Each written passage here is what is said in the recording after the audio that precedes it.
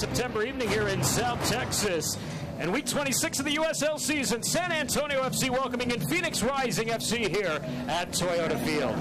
And a pleasant good evening, everyone. Welcome to the broadcast booth along with Lance Key. I'm Dan Weiss. Great to have you with us this evening. Well, forgive San Antonio head coach Darren Powell if he's felt like he's been on a roller coaster over the past month and a half of the regular season. San Antonio FC, they won 4 straight, they lost 4 straight. Now they've won their last 2 coming into tonight's match, Lance, and still through all that, they find themselves in a playoff spot here with 7 games left in the regular season. They certainly could be in worse condition at this point.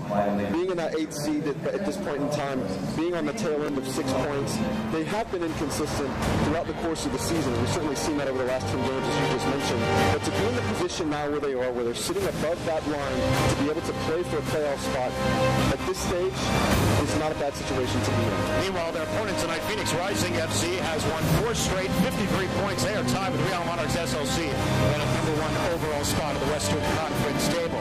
What's left for San Antonio over these last 7 games? Well, Lance, it is a favorable schedule, including 3 straight matches here at home, so they do have a pretty good opportunity to lock up a 2nd consecutive USL Cup playoff berth. Absolutely. Being at home for SAFC is important because they're a very good team at home. They're very difficult to beat at home. So to have those as they make this final run into the playoff season is important, but more important is they get points out of those matches. And I think even tonight is important that they come out and play well and continue to build off of the 6 points they've picked up over the last 2. And you see maybe the biggest stretch for San Antonio is going to be later on this month. They'll be at Swope Park Rangers, who is currently 6th in the table, and then 3 days later at St. Louis, who is chasing San Antonio for that last playoff spot in the Western Conference. Lance, tonight San Antonio and Phoenix get together for the 2nd time this season. Earlier on in the season, just a few weeks ago, in the desert, it was not a pleasant sight for San Antonio. Phoenix, one of the top teams in the league, 2 of the best attacking players, if not more than that in the league. They've got their work cut out for them tonight. They've got to forget about that 4-0 thrashing away and play tonight as if this is the one that really matters the most, because it is. Well, there'll be some familiar faces on the other side tonight for San Antonio FC fans. Billy Forbes, Devin Vega, Jason Johnson, all coming back to San Antonio. The fans, though, hoping that SAFC will come out with a 3-point. San Antonio, Phoenix, next.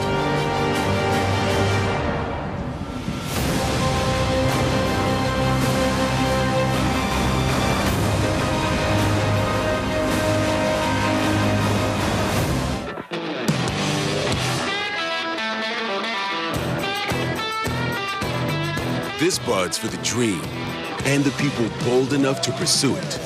For those who come from nothing and rise to something. It's for those who take everything this country has to offer and make it their own.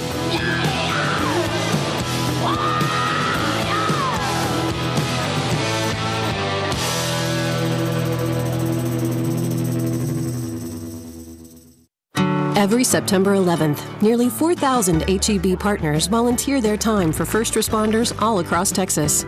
It's all part of HEB's Helping Heroes program to serve over 600 fire stations.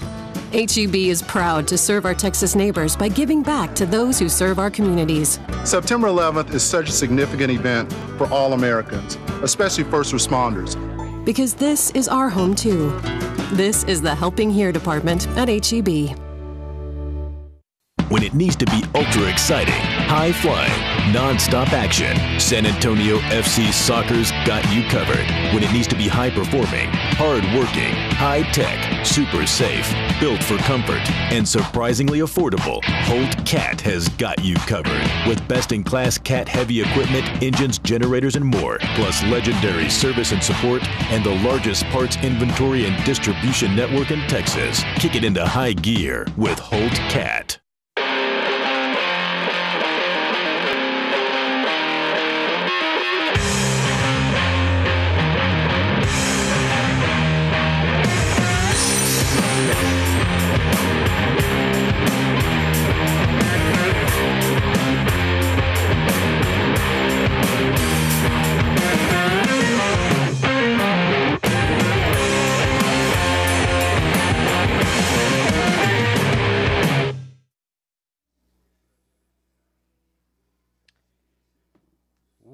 Welcome back to Toyota Field. San Antonio FC and Phoenix Rising FC getting ready to meet for the 2nd and final time here in the regular season. Let's take a look at our starting 11s for both sides this evening. We start with the visitors from the desert, Phoenix Rising FC, and you see up top there on the right side, Billy Forbes.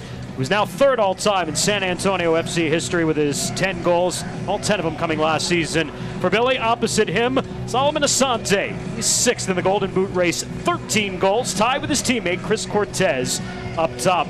For San Antonio FC tonight, their starting 11 will feature a new face. Mo Hernandez will get the start. He was just acquired on loan from FC Dallas. He was the second all-time homegrown signing by FC Dallas 6 years ago. So Mo Hernandez gets the start tonight. Matt Cardone is in the net for his 7th start of the season with a record of 3-2-1. Methodist Healthcare has our injury report for tonight's match, and it's a familiar report. Rafa Castillo misses his 13th game. Cesar Elizondo misses his 9th game. Diego Restrepo has not played since getting hurt in Phoenix on August 22nd. Stephen McCarthy is also out. He got hurt in the game in Rio Grande Valley on the most recent road trip. Aaron Powell, who I talked to yesterday about what a roller coaster season it has been, what a roller coaster stretch it has been, and he simply said, we've got to find some consistency, and especially against a talented squad like Phoenix Rising FC, and certainly that 4-0 loss fresh in their minds back on the 22nd of August. So Darren Powell will watch his squad return home. Just the lone home match for San Antonio FC before 3 straight on the road. And they'll get back here on the 29th of this month to take on Seattle. San Antonio FC in their home black kits trimmed in red and white. Phoenix Rising FC in their away white kits trimmed in red, gray, black, and gold. And we are underway. Along with Lansky and our entire crew, I'm Dan Weiss. Great to have you along from Toyota Field this evening. San Antonio FC and Phoenix Rising for the second and final time this season. Phoenix a 4-0 winner on the 22nd of August. It was Cortez, Asante, Vega, and Forbes who had the tallies in that game. That was San Antonio's 3rd consecutive loss, and what ended up being a string of 4 straight losses as they lost the following Saturday here at home against Swope Park Rangers, but since then have won their last 2. Phoenix Rising in possession of the ball. Rising, as we showed you, tied with Real Monarchs SLC atop the table. 53 points, and San Antonio comes into play tonight 8th in the West and tied for 15th in the USL, 40 points. That's what you look for tonight for San Antonio, particularly in the first quarter hour of the match. I think it's important tonight they don't concede early on.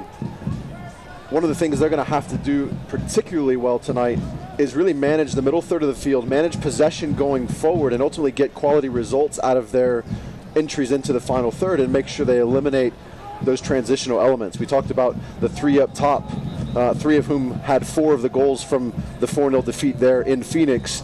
All 3 of them can score, all 3 of them very, very dangerous. Obviously you've got Asante and Billy out wide, and Cortez is such a dominant physical presence there at central, in the center of the park there. If you open yourself up and you don't contain things, you can find yourself in trouble very, very quick against this Phoenix team. So first 15 minutes, get a good balance, maintain a little bit of possession, dictate the rhythm of the game, and don't give up any silly transitions. Phoenix is so deadly on the attack. They're a plus 26 in goal differential. They're 3rd overall in goals in the USL, 54 of them this season. San Antonio has only scored 34 times this season, so that's a monumental difference coming into this point of the season. But you know what's good about Phoenix as well? They don't concede, Lance. They have a 383-minute shutout streak coming into tonight's match. 4 consecutive clean sheets posted by their keepers. One of the best ways to manage your defensive effort in a game is to put goals in against your opposition, and they're so dangerous going forward. The teams have to come out there, they have to honor that front line of 3 and almost begin to play a little bit on their heels, expecting those balls forward into to their defensive third and having to manage that. And so that keeps teams from being overly assertive going forward.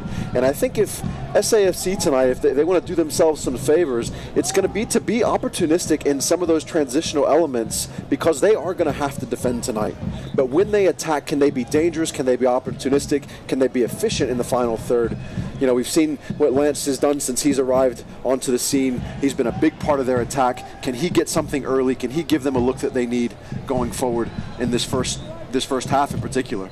That's funny, as we've already gotten into the 4th minute. It's the first time we mentioned Lance Lang, who appears in his 4th match for San Antonio FC, and what an addition he's been. 2 goals, 2 assists since joining the squad, a goal and an assist in each of his last 2 matches. And Ever Guzman continues to have a fantastic season. Now leads the club 7 goals, and he has tied Rafa Castillo for the all-time regular season goal total with 11. Guzman actually 12 goals in his overall 31 matches, because of course he scored in that playoff match against Tulsa as well. Here's Cortez, it's Phoenix's all-time leading scorer, and a great tackle on the ball coming back. Pecco, of course, has been hurt a lot this season, as Moises Hernandez with a good tackle there. Hernandez, member of the Guatemalan national team.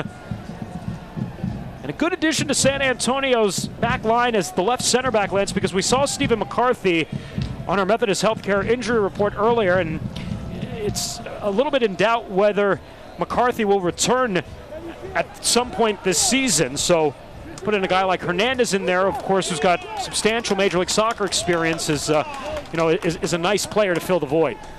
You talked about him being a good addition. I would argue he's a great addition, certainly this time of the year. I almost liken some of the decisions that the staff have had to make as you open up the box with the puzzle pieces in it, and every time you open it, there seems to be another piece that's missing. And so they're constantly having to try to identify something to solve the challenge and solve the issue. They've started a number of different players at center back. Then you lose your Stephen McCarthy at a critical point of the season. So to be able to place Moises Hernandez there in that central defender role alongside Cyprian Hedrick, who really won that central defender starting role out of not much of anything, is very, very important to provide some stability to this back line. You talk about Restrepo having been out a couple of weeks now. Matt Cardone, very, very capable, but I think just the stability that Mo Hernandez will bring there in the middle of defense is very important for SAFC during this stretch. Asante gives it a go, and it's well over goal. Solomon Asante is the 28-year-old, came over from the Congolese team TP Manzabe when he joined his head coach Patrice Carterone here in Phoenix. Now Carterone resigned back on the 12th of June as San Antonio with a build-up here. Connor Presley sending it into the area, and it's taken back by Tristan Blackman. Carterone resigned to go coach Al Ali SC of the Egyptian League, and Rick Shantz for the 2nd time in the last 2 seasons is the interim head coach, but Shantz has had a nice run. He's 9-3-1 since taking over for Carterone. And he's got players like Solomon Asante and Chris Cortez and Billy Forbes up front to thank for that. Talking to Darren Powell yesterday, he said he thinks Solomon Asante is the best player in the league. And a good ball delivered in there by Asante, who's looking for Billy Forbes on the run and just missed him. Well, we talked a little bit about this off camera. Having that kind of player on the right-hand side, and then you have what SAFC fans know to be one of the most dynamic outside players they've ever seen. There you see them almost connecting. But what a dangerous combination. And again, then you have the likes of Cortez, who can really occupy 2 central defenders against anyone in this league. It makes it very difficult to defend that front line of 3. Cortez having a career season, 13 goals already in 24 matches. He's Phoenix's all-time leading scorer, 25 goals, and tonight his 72nd match with Rising, and formerly Arizona United SC as they were known back in San Antonio's inaugural 2016 season.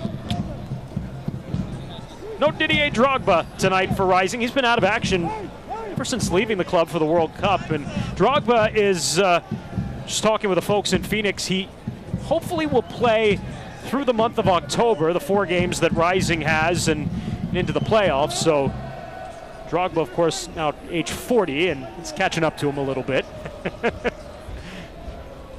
But you need to take a look at what Drogba does, Lance. I feel like all they need him for is just to take free kicks. I think Drogba could be 50 and he'd still be fine. He's just such an incredible specimen, such a fantastic player.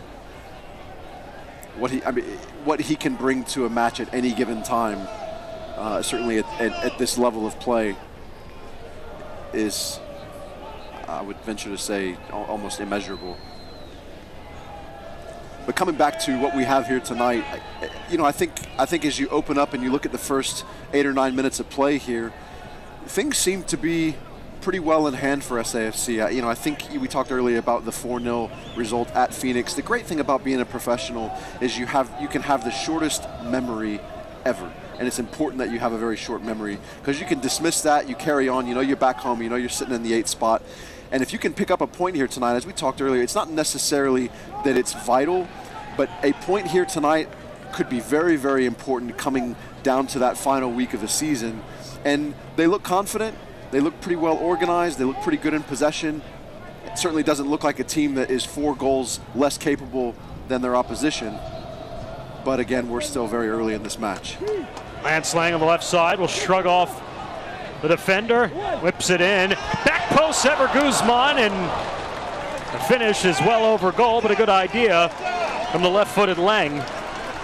And you talked about the season that Ever Guzman is having for SAFC, a little bit of what we saw late in the season last year, but what he was missing early on was that service. And so Lance Lang, not only the ability to score goals, but as we've also seen, him being able to create goals for other players, that type of service into the box allows Ever Guzman to do what he does. It was a great peeling run to the back post. It was just a little bit off in terms of being right in his path. Wasn't able to get over the top of it, but that's a great combination, and certainly something over the course of these next few matches, what kind of cohesion and camaraderie starts to develop between those two players. I asked Darren Powell yesterday at training, I said, how does Lance Lang change your attack and your approach? And he says, well, he's so good with the ball, and he's strong, and because of that, it makes him unpredictable, and in turn makes the attack unpredictable in itself. And, you know, he's been a real nice compliment to Omar Gordon, who's on the right side. Gordon, by the way, you saw he's not in the starting 11 tonight. He is not with the club. Was called up for national team duty with Jamaica, who has a friendly tonight against Ecuador, and then is playing in a CONCACAF qualifier tomorrow against the Cayman Islands. So Gordon will miss tonight's match. Should be back, though, when San Antonio hits the road for Tulsa next Saturday night. Kavan Lambert, by the way, is not with Phoenix Rising FC, called up to the same Jamaican national team, too. So Rick Shantz missing one of his better holding midfielders as well in the match tonight. But that being said, it's a significant loss on the attack for San Antonio. Omar Gordon's had a wonderful season. He really has. He's come on so well. He was during that one stretch where SAFC just couldn't seem to find a goal. He was the only one that seemed to be able to find it.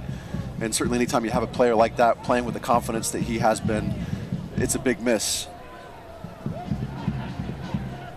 There you see SAFC sitting back, trying to stay organized, compact defensively, dropping their line of confrontation back to the top of their attacking circle.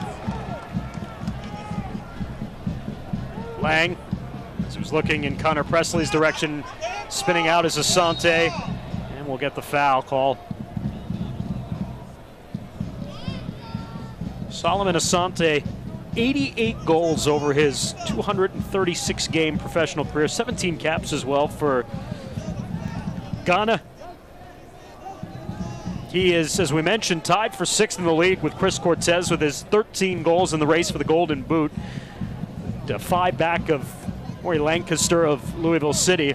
But Lance, he's 3rd in the league in chances. He's created 77 of them this season. So not just a goal scorer, but a playmaker as well, too, on that right side. He's savvy, he's clever with the ball. He does a great job of isolating in these outside areas. He's so dangerous off the dribble, can serve, can finish. I mean, he's really a total package, certainly for this league. You talked about the success that he's had over the duration of his career. So he's got all those things, but he's also got a tremendous amount of experience and belief in what he does. And he's very, very dangerous. Cortez trying to get on the under end of that service on that left flank there from Billy Forbes on the delivery in. And it's Matt Cardoni who comes up with it. For Cardoni, that's his 4th consecutive start for San Antonio. He lost the game the last time San Antonio was at home against Swope Park Rangers 2-1, but then got the victory against RGV, and then San Antonio became the first team to go into Real Monarchs' new home, Zions Bank Field, on Monday night, Labor Day, and earn a 2-1 victory. First visiting side to go in and get a win, and that's now 3 wins all time for San Antonio in Salt Lake City. Even though that Monarchs team's been on the top of the table the last 2 years, San Antonio's really had their number. Yeah, an important result. And you talk about playing some of the teams over the next 10 games who are the position they are in the table. I think that was a really, really big result, a big 3 points to position them where they are. You know, we talked about, is it vital that they get a point or even 3 points tonight? It probably isn't, but how much of a benefit is it if they do? And certainly playing, with Phoenix being at the top of the table as well. Abdul Salam with the interception. Asante with a service in off of Forbes, and then goes off the back foot of James Musa, the former Swope Park Rangers midfielder. It ends up being the first corner of the match that belongs to Phoenix Rising. And there we saw a little bit of a moment that SAFC have got to be much better at managing, and it was that creation of space on the weak side. Billy was able to get inside of Darnell King, and that diagonal service comes into the box.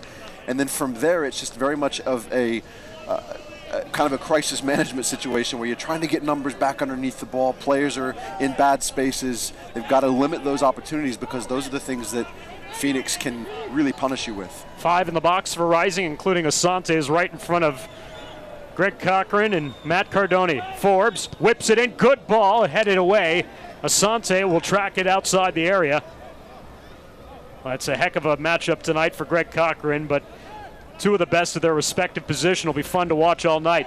Another good ball in, and there's the first for Rising. Tremendous ball from Solomon Asante, and Cortez with his 14th of the season. An early goal for Phoenix, and Rising leads 1-0. And just what we said they needed to do is manage this first 15 minutes, not allow a goal. Here you see Solomon get the ball out wide with space, his ability to serve the ball in. And then there's Cortez just playing in between those two central defenders and finding the end of that service. Just a flick to the far post. Matt Cardoni not able to extend himself. Really a situation as two center backs, you just can't allow a player of that quality to be able to have free space to go and find the end of a service in your own 18-yard box.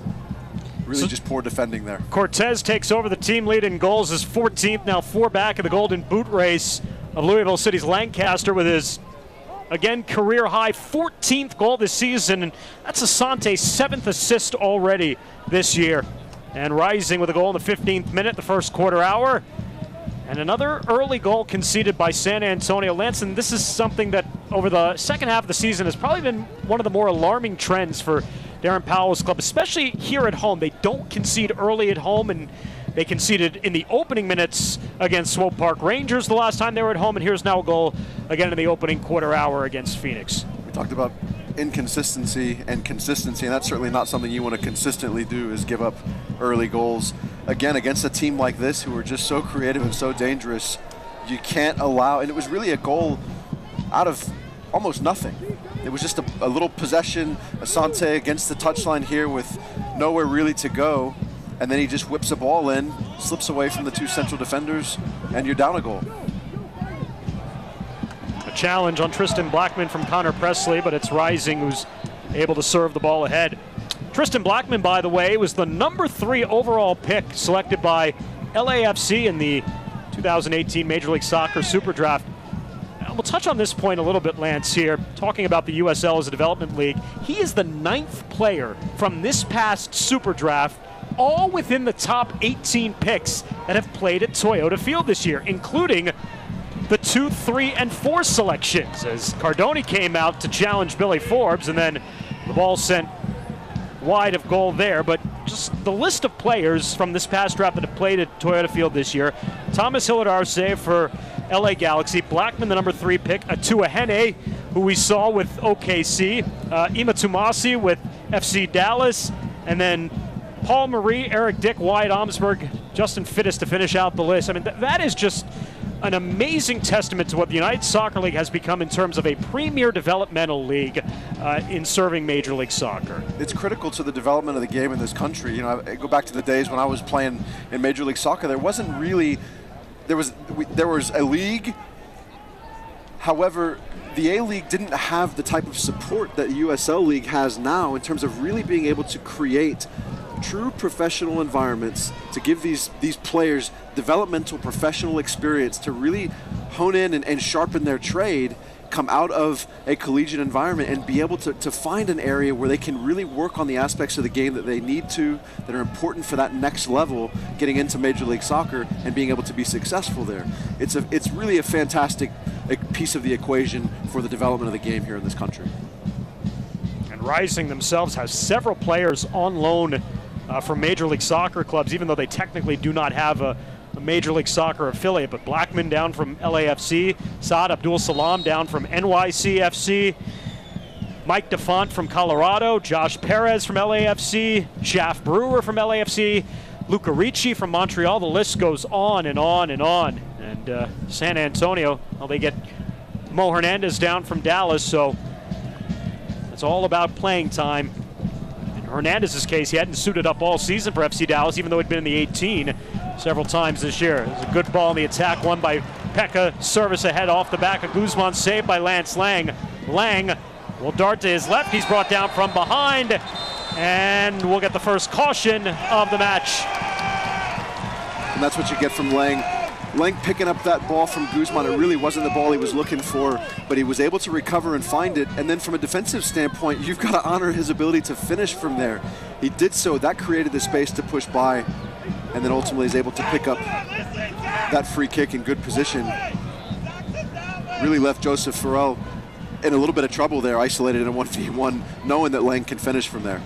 Second yellow of the season for Farrell. Goes into the books of center referee Rami Tuchin in the 20th minute, and a early set piece opportunity for San Antonio FC here to try to get the equalizer against the 29-year-old keeper Zach Lubin, who posted the 4-0 shutout against San Antonio in Phoenix back on August 22nd.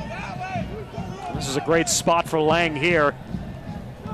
Hopefully it's as favorable to him as it was to Charlie Ward a few weeks back.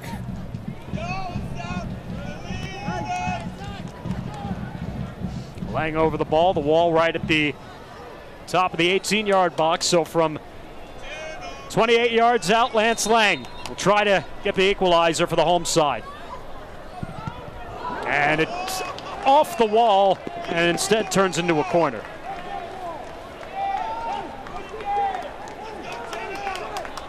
First corner of the match for San Antonio. Lang trying to go up and down over the top of the wall there into the near post of the goalkeeper. Just wasn't able to get it up far enough, quickly enough. But a corner here. Player who's very talented. You talked about his technical ability earlier. Just a great server of the ball.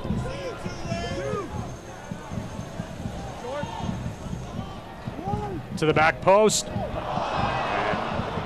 Open on that right side there, but unable to bring it down was Mo Hernandez.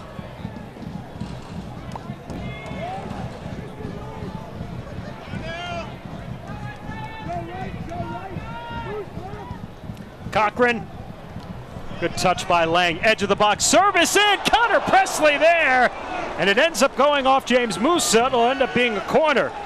Another good ball in from Lance Lang. And probably not what players were expecting, but it was a really fantastic ball. He just drove it right across the face of the 6-yard box, gets down to the end line, drives it hard across the face. Doesn't really require much. It puts the defenders in such a difficult position. Back post, we're tied at 1. Cyprian Hendrick with the equalizer for San Antonio, the 22nd minute. And 1-1 here at Toyota Field. And that great out swinging ball, Lance Lang just whips it in right to the top of the 6-yard box. Cyprian Hendrick is never afraid to go get on the end of a service. Smashed it past the goalkeeper there. But all the pace from the service of Lance Lang allows Hendrick just to go get on the end of it and redirect it onto the face. It's far too quickly to get by Zach Lubin there. Nothing he can do about that. Well attacked by Cyprian Hendrick. Fantastic service, out-swinging ball from Lance Lang. And they're back in good position here, RSAFC. That is Cyprian Hendrick's first career goal. 29-year-old who was originally drafted by Sporting Kansas City in the second round of the 2012 Major League Soccer Super Draft. And in his 30th appearance with San Antonio, in his 128th career game, he has finally found the score sheet. So congratulations to Cyprian, who's done a masterful job on the defensive side of the ball and delivers a powerful header that has equaled the game. But look out, Musa right back in, and we'll earn a corner here for Rising. Well defended by Mikey Lopez. that first 30 seconds after you score a goal. I think Cyprian Hedrick was probably a little bit gassed from that celebration here in the corner. That diagonal switch out to Billy Forbes, something they're going to have to be mindful of, be very careful with. Fortunate probably to end up with a defensive corner and not something worse at that point. Forbes, back post, Farrell couldn't get underneath it, and a foul anyway on Joseph Farrell. That is the first goal allowed by Phoenix Rising FC since Orange County's Michael Seaton scored in the 67th minute back on August the 11th. A streak of 405 minutes of scoreless soccer is no more for Rising, as San Antonio has leveled the game at 1 on Cyprian Hedrick's first career goal. And yet another positive contribution to the attacking score sheet from Lance Lang in his short time here in San Antonio for SAFC. He's a great server. We talked about that earlier, and you've already seen a number of times where he's played, even from the very first ball he played into Cochran here, I think, as Cochran overlapped into the space. He's very good in possession, a very, very good left-footed service. And we saw the quality and what that does. Even the ball before that Mo Hernandez wasn't able to get on the end of, it was a great service in. So to have that on set pieces, so valuable. It's amazing to think that Lance Lang could not get on the field in Cincinnati as Guzman can't win the ball away. He had not played in a USL match since May 26th before coming over to San Antonio. Just goes to show you the squad that Cincinnati has at this point of the season. And Lang is upended as well in the challenge from Gladson Awako. Not a hard challenge. Just late. To your point, though, for Lang, sometimes it's not ability, sometimes it's just the right connection, the right type of skill set for what that team is trying to do.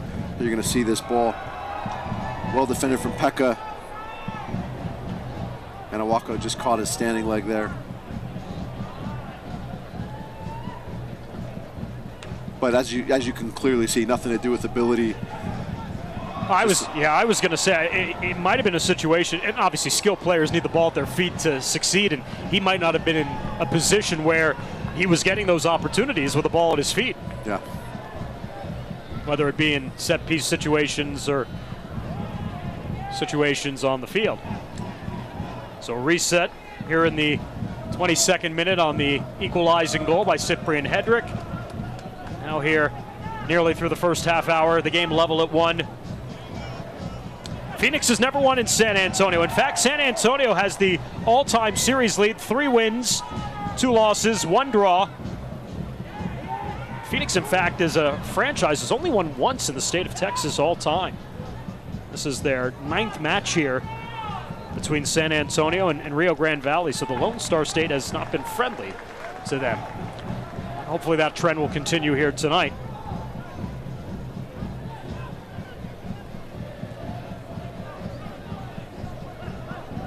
Mo Hernandez, second homegrown signing by FC Dallas back on July the 30th of 2010, product of the FC Dallas Academy. 31 Major League Soccer appearances for 26-year-old Hernandez. Tonight making his 128th career appearance. Spent time in his native Guatemala.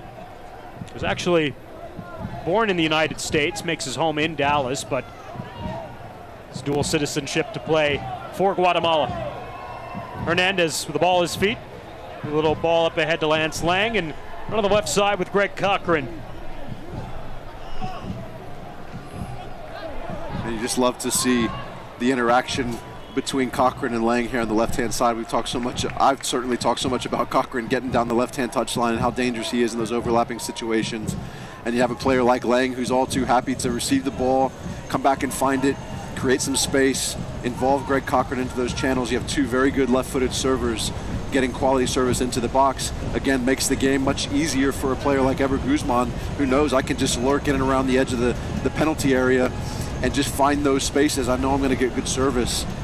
So important. You talked about the interchanging center backs for San Antonio FC, but what about the interchanging guys on the left side for San Antonio, the wings that they've tried to find a consistent player out there to give them a complementary attack to Omar Gordon on the right side, and for whatever reason, it just hasn't been there for this point in the season. That's true. There's been a lot of personnel decisions that they've had to encounter as a staff to try to solve these problems. As I said, it's opening up the puzzle box and just not knowing what piece is going to be missing. And they've had to try a lot, and you know, to their credit, they've positioned themselves through all of those challenges, the injuries, trying to find the right combination of players, and sometimes them just not working out, and they've still positioned themselves at this point in the season to be in the playoff hunt. You know, I think kudos to the staff, kudos to the players, and certainly Tim Holt, the whole organization, for battling through this season, especially after last year, that things just seemed like they couldn't go wrong most of the time. I feel like Darren he's had the magic touch for late season acquisitions. If you go back to the inaugural season with Frank Taillou coming on to provide a burst of offense, and then Ever Guzman joining the squad late last August. And what an addition he was at the end of the 2017 season. And now between Lance Lang and hopefully Mo Hernandez as well, they've found that magic success again that will carry them to a second consecutive USL Cup playoff berth.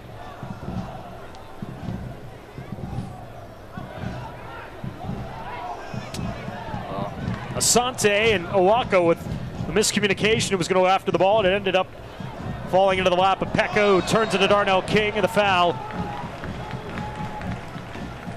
Tough ball from Pekka there to Darnell King, having to try to come back and find it and not allow it to end up at Billy Forbes' feet.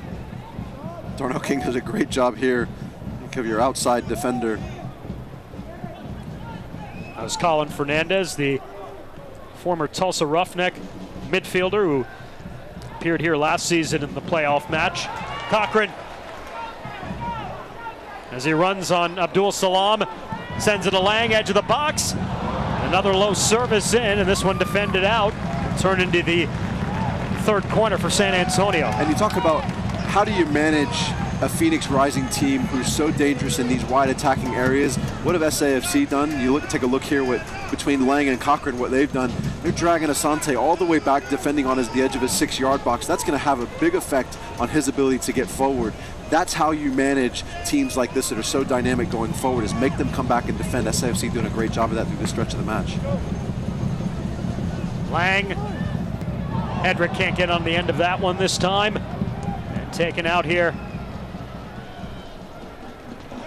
Blackman conceded right in the midfield to Mikey Lopez, and then he wrapped up Lopez, and a foul on the young 22-year-old Blackman, who played collegiately at the University of the Pacific in Stockton, California, was the West Coast Conference Defender of the Year a season ago, and as mentioned before, the number 3 overall pick by the expansion side LAFC this past Major League Soccer Super Draft.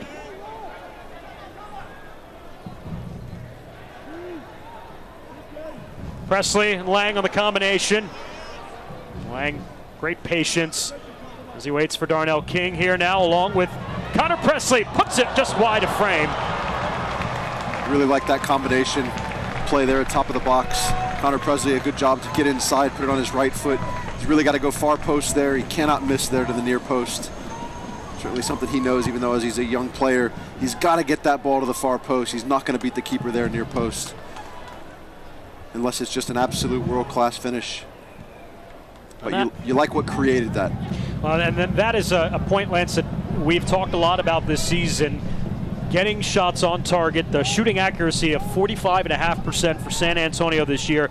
Of their 275 total shots coming into tonight's match, only 125 have gone on frame. So you just put that in the context of the season of matches. You divide 125 out by the number of matches that have been played, and that's the number of real goal-scoring opportunities that you've had in match play, and it's just not enough. They've just got to be better, more efficient, a higher standard. Sometimes it's patience, sometimes it's composure. And I get out the trusty calculator. That's 4.6 per match. It's Guzman! Guzman! 2-1! San Antonio FC! Number 8, and a historic one forever. His 12th in USL regular season play. He is San Antonio FC's all-time leading goal scorer. What a composed finish. What a composed finish there. A great run. You're going to see Guzman peel his run out to that weak side, create the space in front of him. Great win by Mike Seth. There you see him create the space so he can come back onto the ball, tucks it in the far corner, straight over to the supporters who are out here night in, night out at Toyota Field. There's such great support from the local fans. But what a great finish. But it's all set up by creative, clever movement. Well defended there from Mike Seth, and then immediately was able to find Guzman, who you want to get going forward in the 18-yard box, and that's exactly why. He has been such an important piece to SAFC's success in the final third of the field when he's gotten service, and there's a great example of it. How about the response by the home side? They go down in the 15th minute on the goal by Cortez, and then come right back with the next 2 goals from Cyprian Hedrick in the 22nd minute, and then a moment ago, Guzman in the 33rd minute, and San Antonio FC with the 2-1 lead. Abdul Salam out wide, runs on Cochran, return ball, Colin Fernandez. Fernandez trying to slip this ball through, bounces off Lopez, gives it a go, and Lopez gets a block on it. San Antonio sends it over touch. And it's really been a while since we've seen Phoenix have a quality possession, a quality chance here in their attacking third. SAFC doing a great job of picking things up after going down a goal at the end of that first 15 minutes and really managing these last 20 minutes, creating the lion's share of chances and some good ones. Well, Hernandez called for the foul there. And not surprisingly, in the absence of Omar Gordon tonight, a lot of the play has been funneled on the left side between Cochran and Lance Lang. And obviously, Rick Shantz is going to have to make some adjustments because San Antonio's had the liberty to basically do as they please there on that left side here so far in the first half. Owako over the top, and a cheeky little run there, but offside. Splitting out there was Amadou Dia. You know, kudos to what SAFC have done tonight in possession, because coming into tonight's match, it could certainly have been a match where they were defending the vast majority of the time and defending lots of 1v1 situations in these wide channels, and they've really done a good job of countering that by not allowing them really to have the ball too much, Phoenix being them in that final third of the field. Well, the one area San Antonio definitely has the advantage of from a season perspective over Rising is the possession. San Antonio has been a great possession team all season, 51%, and Rising, for as much success as they've had, 16 wins on the year, they're only a 47% possession team. Well, when you have a team who's so dangerous in the counter, sometimes that's part of it.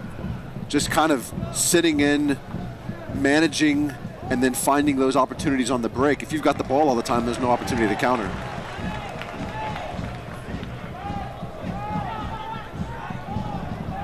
Abdul Salam. Throw in here for Rising.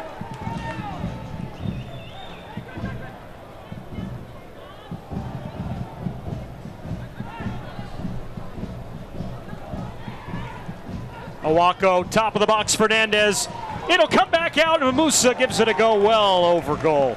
Pretty good team defending. Phoenix had a little bit of space there, had some players in good position along the edge of the 18-yard box, and really good adjustments from the San Antonio back line to get out and get pressure on players. Every time they seemed to have an outlet, SAFC were able to get out and get pressure on the ball. Good scrappy defending here late in this first half. And to go back to your point, Lance, other than the goal by Cortez, Cardone hasn't been really put in a situation where he's had to make a save here in this first half. Yeah, I'm not sure he has a save recorded tonight. A couple of balls that have been put over the top and over frame, but look out here. Owako didn't do well with that one. They might get a foul on San Antonio, we'll see, before Owako took that strike.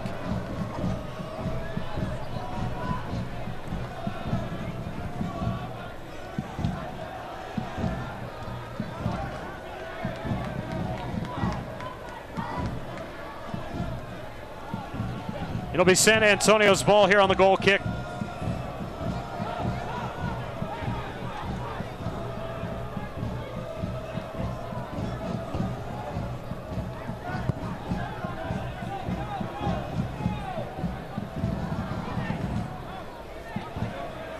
Presley unable to keep it alive on the touchline. San Antonio up 2-1 here over Phoenix Rising FC in the first half. All time here at Toyota Field against Rising. San Antonio, a 1-0 win the last time these two clubs met back on the 29th of July last season. 1-0 victory on the 17th of August back in 2016.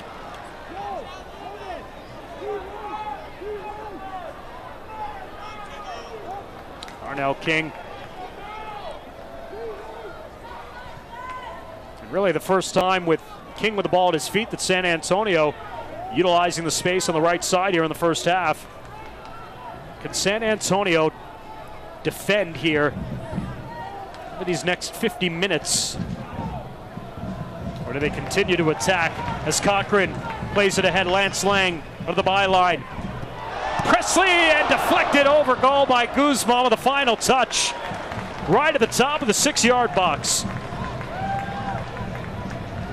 Really a little bit disappointing there from Guzman. He found himself in such a good spot. If he just pulls his left foot onto the ball, he gets his hips around it, he puts that thing right on frame. Just a little bit of laziness, really. But as technical as he is and as good a goal scorer as he is in those areas, you certainly would have bet on him putting that past the keeper from 6 yards away. And this is not a good sign, as Lance Lang right now is down on the pitch. And he's been among the best defenders for SAFC tonight through his attacking play. Just really keeping this right side of Phoenix Rising at bay, forcing them to have to recover. How many times have we seen him in this first half get down to the end line and produce a quality service into the box this last time? And he's an example. He's running at a really good right back in Abdul Salam, who's, to his credit, got 68 games of Major League Soccer experience. He's the number 12 overall pick by Sporting Kansas City. He's down on loan from NYCFC. I showed you before the match, he might be notorious, in fact, for one of the oddest penalty kicks taken in a Major League Soccer playoff match against Portland back in 2015. He hit both posts. Hit the left post and then rolled across the end line to the right post and still came out. Take a look here and see if we can find out where Lance Lang might have gotten injured.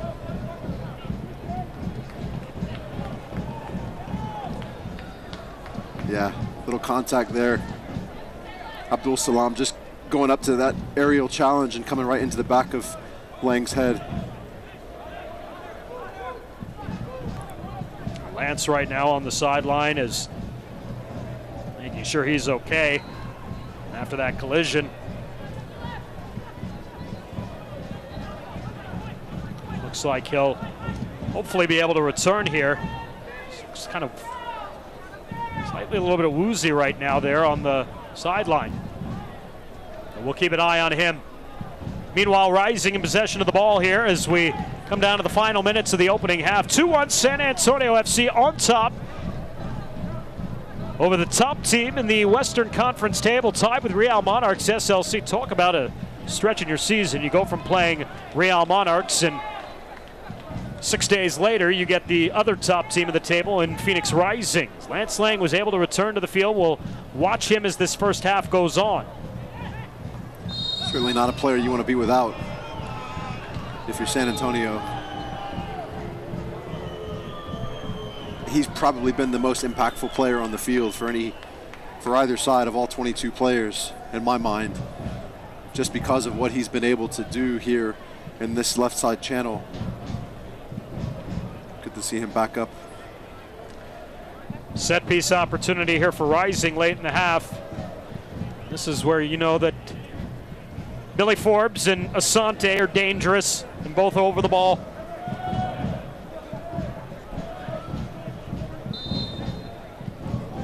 Asante chips it into the back post, and that's well defended by Mike Seth coming back.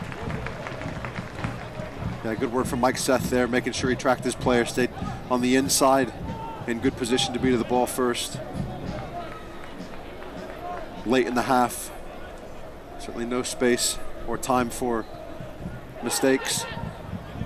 Well, this is Seth's only his 10th appearance this season, Lance, and just his 6th start. What I like about him is that he's so versatile. You know, he's playing tonight up in an attacking position in the midfield, but you know, here was a guy who was a forward for much of his career in Colorado Springs, and then San Antonio kind of utilized him as an extra right back because they were so thin defensively. As Forbes trying to shrug off Darnell King, and Cardone came out to challenge and get the ball. Great connection to the back line there from Matt Cardone, recognizing, all too familiar with the attacking runs of Billy Forbes. I'm sure he's seen that many, many times in a training session here. Really well connected. But yeah, to your point, as you started to talk about Mike Seth, when you said the thing that's really great about Mike Seth, the very first word that popped into my head was versatility. And he is exactly that. He's a guy who can just sort of fit in wherever you need him to play. And how valuable is that, certainly in a course of a season when you're dealing with injuries and personnel changes, all kinds of things that you've got to deal with throughout the course of a professional season, to have a guy who you can plug in a number of different positions on the field. Very, very important. That's off the hand of Presley. As we come up on stoppage time here at the end of the first half, we'll have 2 additional minutes added on.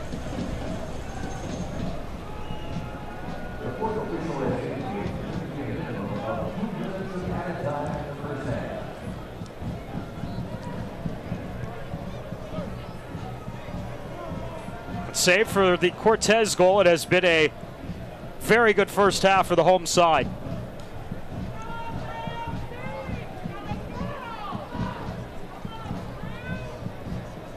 Dia can't get upfield on that ball served ahead by Billy Forbes. Tristan Blackman back to get it inside his half of the field. Musa, the New Zealand national. Owako. Out wide, Farrell.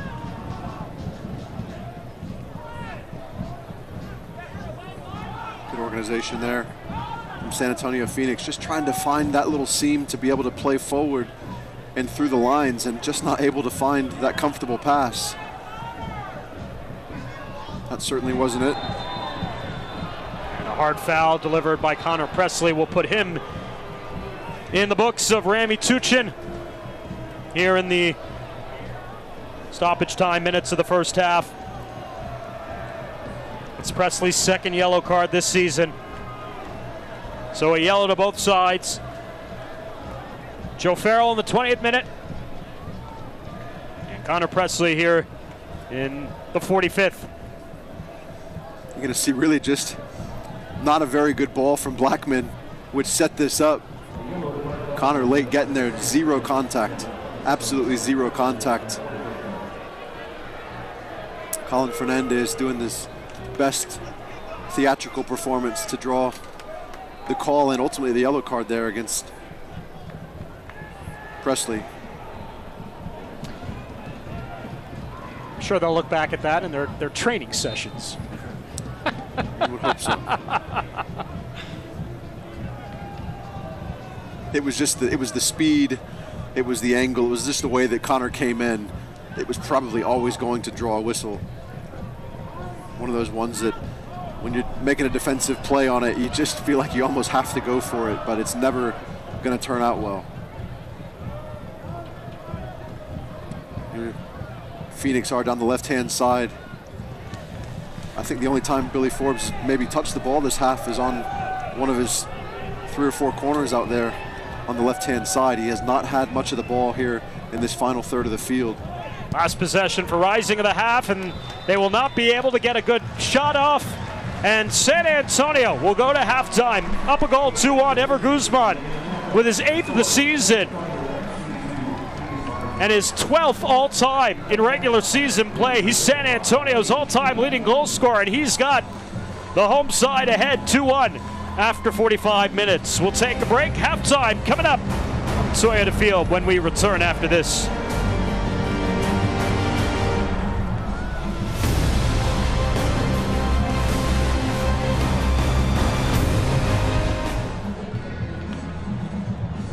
Kickapoo Lucky Eagle Casino Hotel is kicking off football season with the $100,000 Ultimate Drive giveaway. Earn entries now and score a Ram Rebel truck or up to $1,000 cash. Play hard or go home. Come and play. Hi, sports fans. I'm Jeff Davis, the San Antonio lawyer that's here for you. Some of you might be watching this game injured after a terrible accident. Did you suffer broken bones or have to have surgery? I want you to know that Davis Law Firm is here for you. And if you call us and you need us, we'll come to you during this game. And then we'll fight for justice and demand the cash settlement you deserve. Call me at 444-4444. That's 444-4444. Now, before we go back to the game, don't forget, there's only one number to remember, and that's 4. Corner stores are proudly becoming Circle K, home of the Polar Pop Cup. That's right, you can enjoy any size Polar Pop Cup filled to the brim with your favorite flavor for just 79 cents at any corner store. Nothing stays cold longer, and the Polar Pop Cup is the best way to quench your thirst. Stay refreshed all day long for just 79 cents. Corner store, proudly becoming Circle K. Little ideas can turn into big dreams. Big dreams require careful planning and the right partner. A partner dedicated to helping you take care of your employees, protect your business, and plan for the future. It's sometimes overwhelming. It's often exciting. It's your story, and we can help. SWBC. Kickapoo Lucky Eagle Casino Hotel invites you to come and play. Over 3,300 of your favorite slots, a private poker room, bingo, and live entertainment every weekend. Join the Players Club and play your way to greater rewards. Come and play.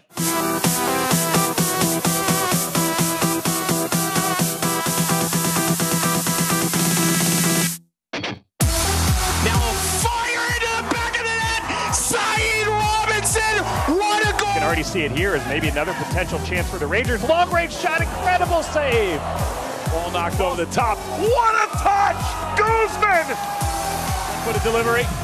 Header, tipped over the bar. What a save. It's Kuzane. Oh! Sensational! Handball. Jay Bolt saved by Ranjitsingh. Lance Lang! And it's saved by Crepeau. Are you kidding me? Antoine Opino! Tina kick save by Spencer Richards. Tina, a left-footed shot. Oh, wonder goal from Jesse Daly. Headed towards Vega. Did he hold it out? Somehow, Daniel Vega holds it out. Dennis can hit from this range. Aaron Dennis. Cross header towards the goal. It's Dejas punches it over the top to save the lead. Fernando Adi over to his left foot. Fernando Adi, his first goal in Cincinnati. Chambers, he's going to hit it. And Pizer tips it over the bar. The outswinger and volleyed in for a goal. The defense, Lasser 1v1 versus Kuati, who makes a beautiful save. Enriquez on his right. Skundrich, what a save from Pizer.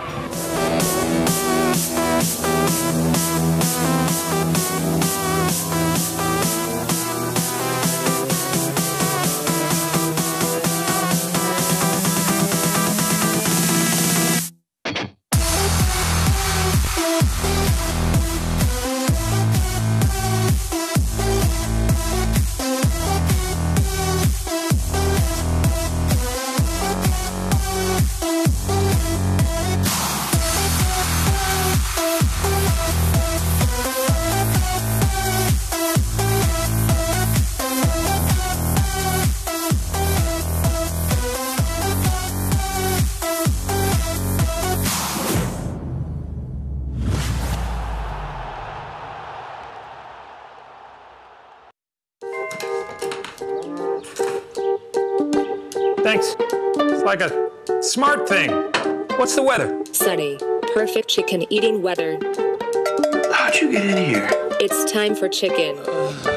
What's the traffic like? Rerouting you to chicken. Okay. Hey, Calzo, order pizza. Ordering chicken. No, pizza. Chicken. Okay, chicken it is. Chicken biscuits made fresh daily for breakfast. Now that's smart.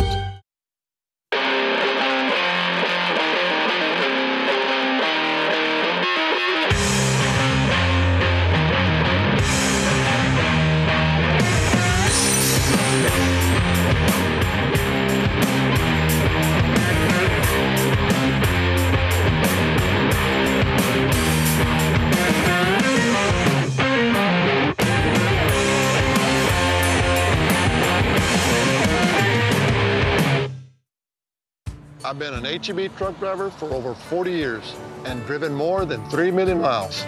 I've seen a lot of wide open spaces and beautiful Texas places. It's the best job ever.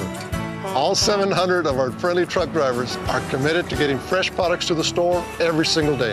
In fact, HEB drivers make more than 12,000 deliveries every week because Texas families need us, so we always deliver.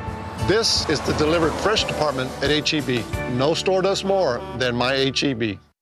When it needs to be ultra exciting, high flying, non-stop action, San Antonio FC Soccer's got you covered. When it needs to be high performing, hard working, high tech, super safe, built for comfort, and surprisingly affordable, Holt Cat has got you covered. With best-in-class cat heavy equipment, engines, generators, and more, plus legendary service and support, and the largest parts inventory and distribution network in Texas. Kick it into high gear with Holt Cat.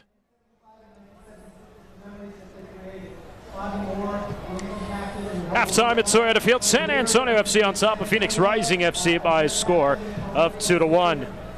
Take a look at these supporter groups there in the corner.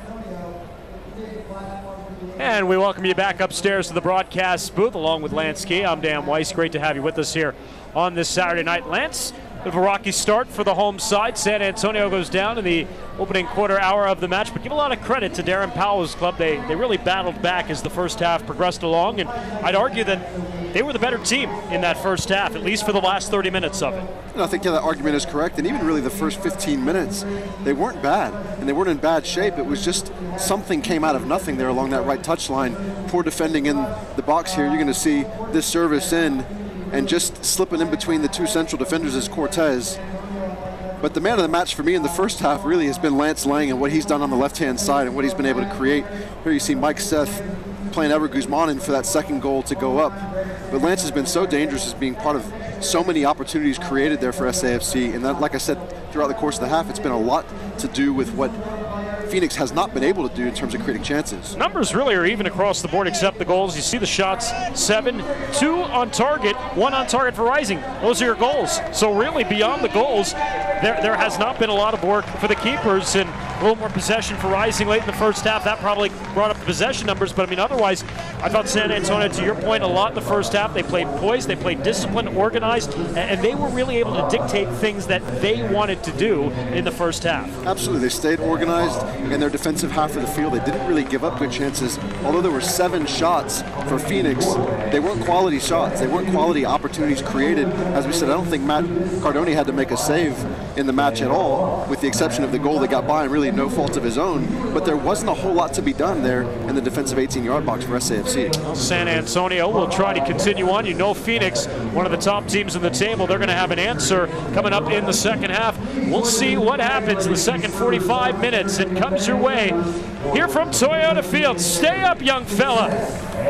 We got another 45 minutes to go.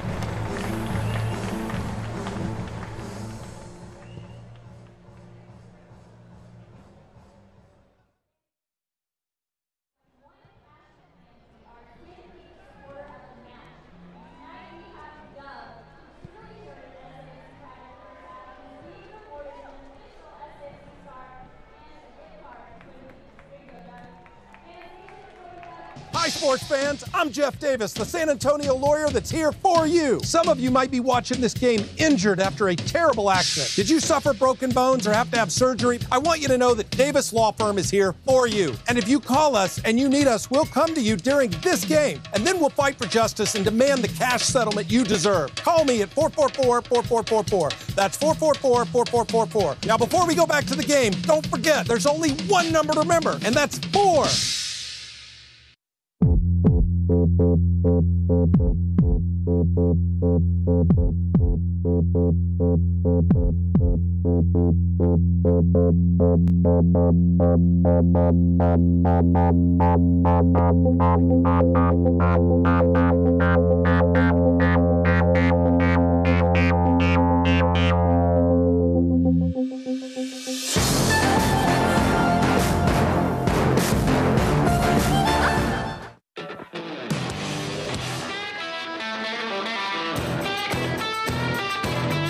This Bud's for the dream and the people bold enough to pursue it.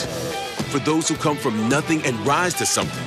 It's for those who take everything this country has to offer and make it their own.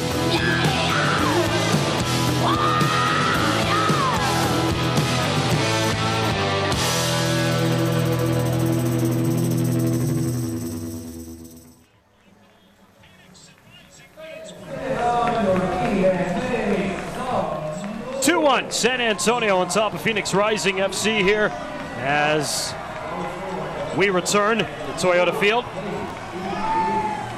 Take a look at scores from around the rest of the USL tonight. Here in the Western Conference, St. Louis on top of Reno. 1-0, Rio Grande Valley, Real Monarchs. It's getting underway later tonight. Orange County and Oklahoma City, Sacramento and Seattle. We showed you the table earlier on. You see important not only for San Antonio tonight, St. Louis winning. St. Louis is trying to catch San Antonio for that last playoff spot. Swope not playing tonight, sitting in 6th. And here are those standings again as you see them. Reno obviously has had a much better year, but they've fallen on some tough times here as of late. You see just 1 win in their last 5 matches, and with 3 straight victories for Swope and 4 wins out of 5 for Portland, that's allowed those 2 sides to top over Reno in the table. We'll take a break. Second half coming up when we return after this.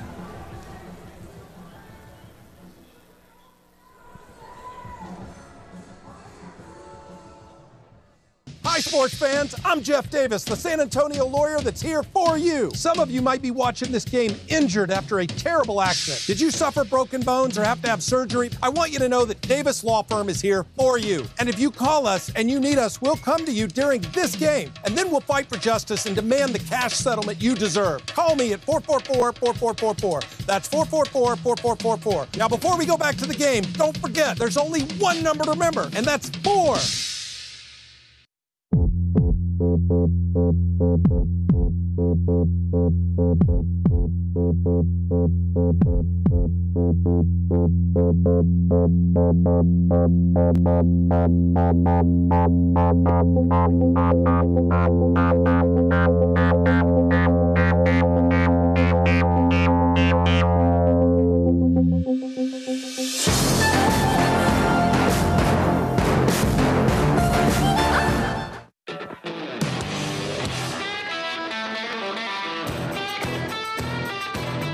This Bud's for the dream and the people bold enough to pursue it. For those who come from nothing and rise to something. It's for those who take everything this country has to offer and make it their own.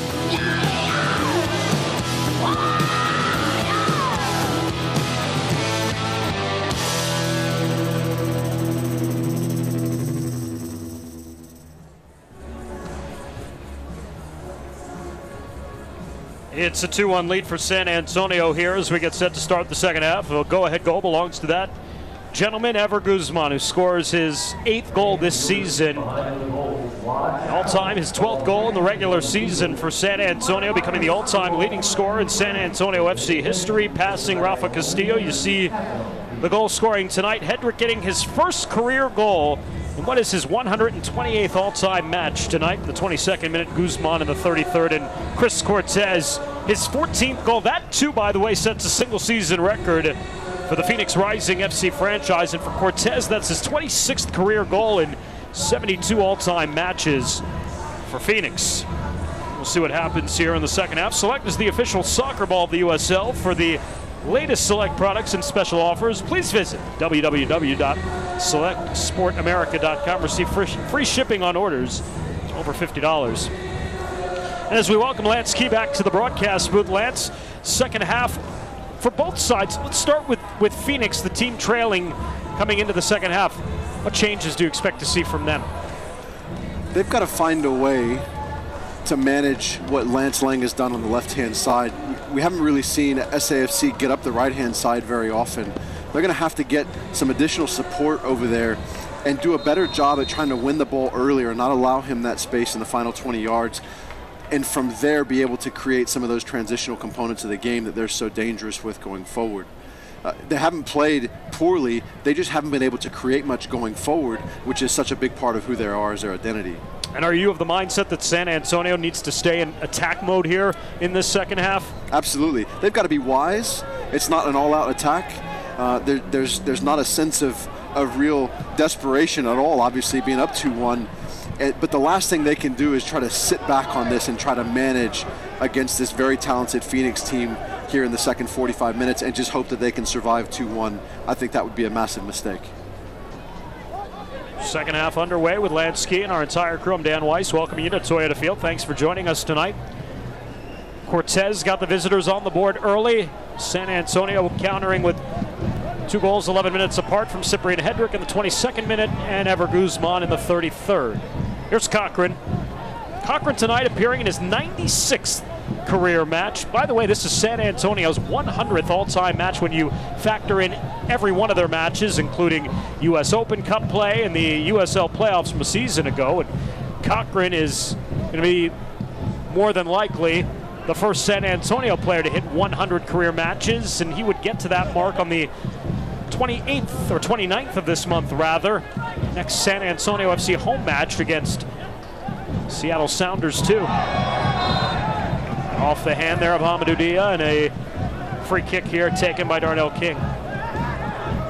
And here I think what SAFC are doing right now here on this right touchline, in terms of bringing a little bit more balance to their attack, I think that will be an important piece as they continue to navigate the second 45 minutes. Force Billy Forbes to have to do a little bit of what Solomon Asante has done, and that's to work all the way back to his own 18-yard box and even deeper to try to defend.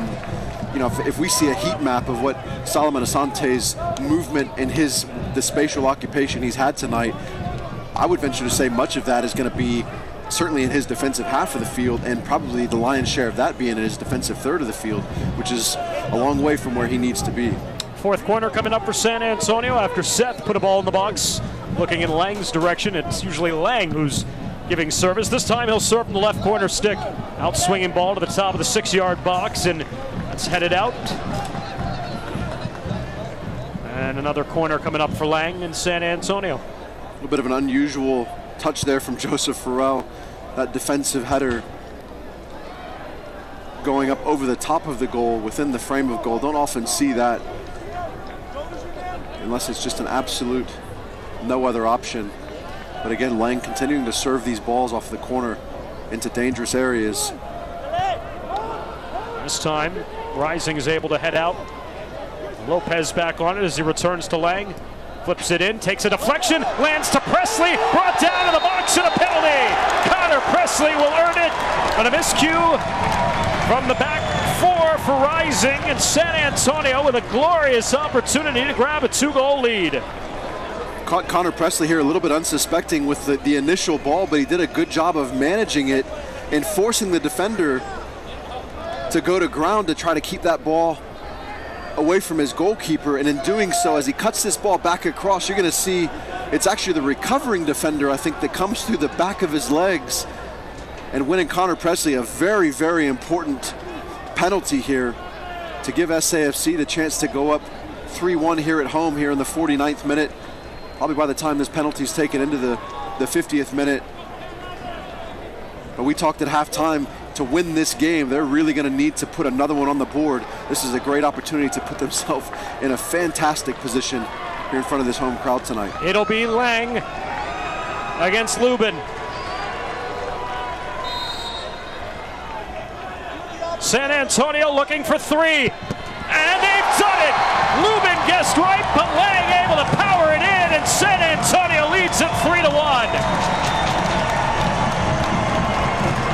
What a classic penalty from a left-footed ball striker to absolutely crush it by the keeper, low and to their right, keeper's left. He's going to smash this ball into that bottom corner, and really nothing Lubin can do. He gets one hand on it. You see it's just not nearly enough to keep that ball from going into the back of the net. And tonight, who else's foot would you want it to come off of? He's been so good every time he's been on the ball. And he's got another one goal and an assist tonight.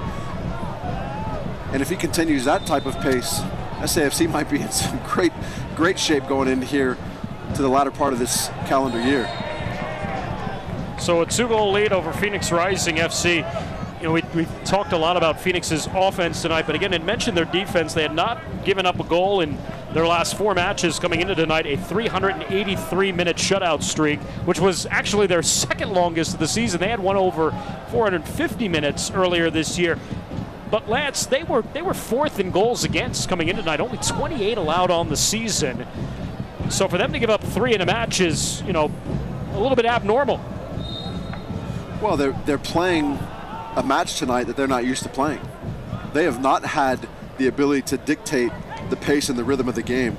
SAFC have done a fantastic job of managing that tonight. Something that, you know, at times over the course of the season, we've been critical of SAFC not being able to do that, even here at home. But they've been very good tonight, very confident, very competent, taking their chances well. I said early on they need to be opportunistic tonight. Right, we talked earlier, just very few balls that they've had in the final 18-yard box have they not put on frame. I think maybe 8 or 9 chances so far, and 3 of them have gone in the back of the net. I would say that's being relatively opportunistic. Well, there have been 4 shots on target tonight, and all 4 have ended up in the back of the net. 3 for San Antonio and 1 for Phoenix. Cortez learned a foul here on Darnell King. And a free kick opportunity. Billy Forbes will take it on the left side, and it's just below us, so we'll see a lot more Billy here in the second half. Puts the ball in here just inside the 6, brought down. Looks like in the offside position was Blackman. The flag stayed down. It'll be a throw in here for Phoenix. Blackman looked a good couple feet offside there. The flag stays down.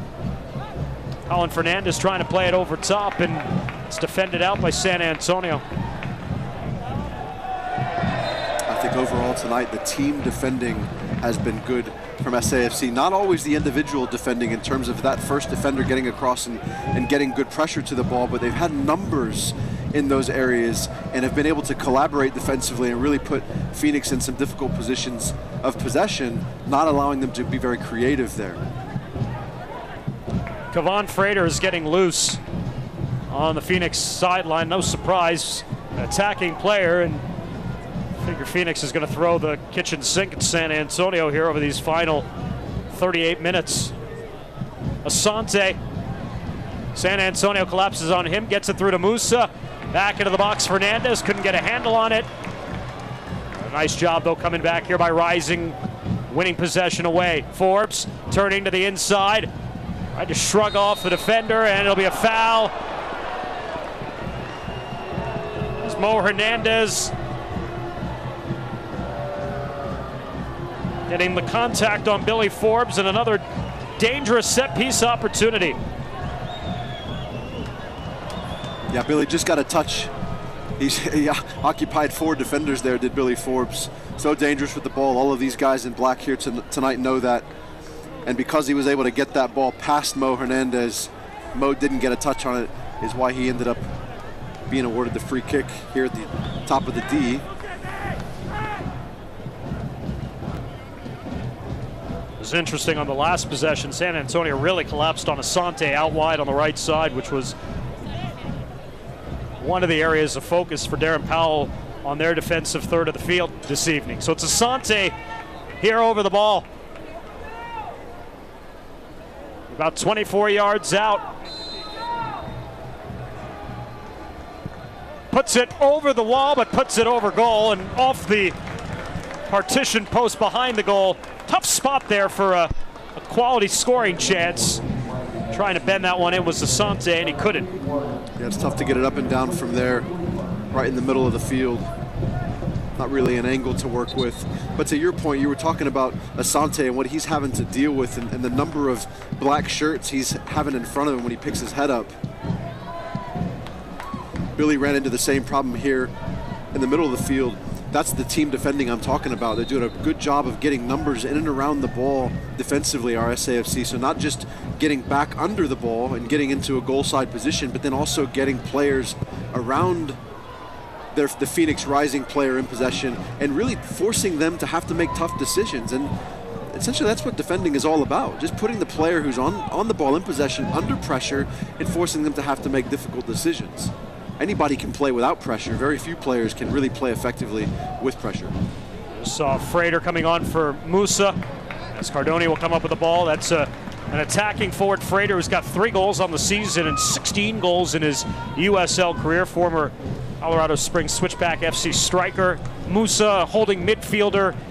You don't need defense here, down by 2 if you're Rick Johnson Rising, so you put in another attacking player for the second half. Essentially transitioning out of a 4-2-3-1 or maybe a 4-5-1, going forward a 4-3-3 is now really a true 4-4-2.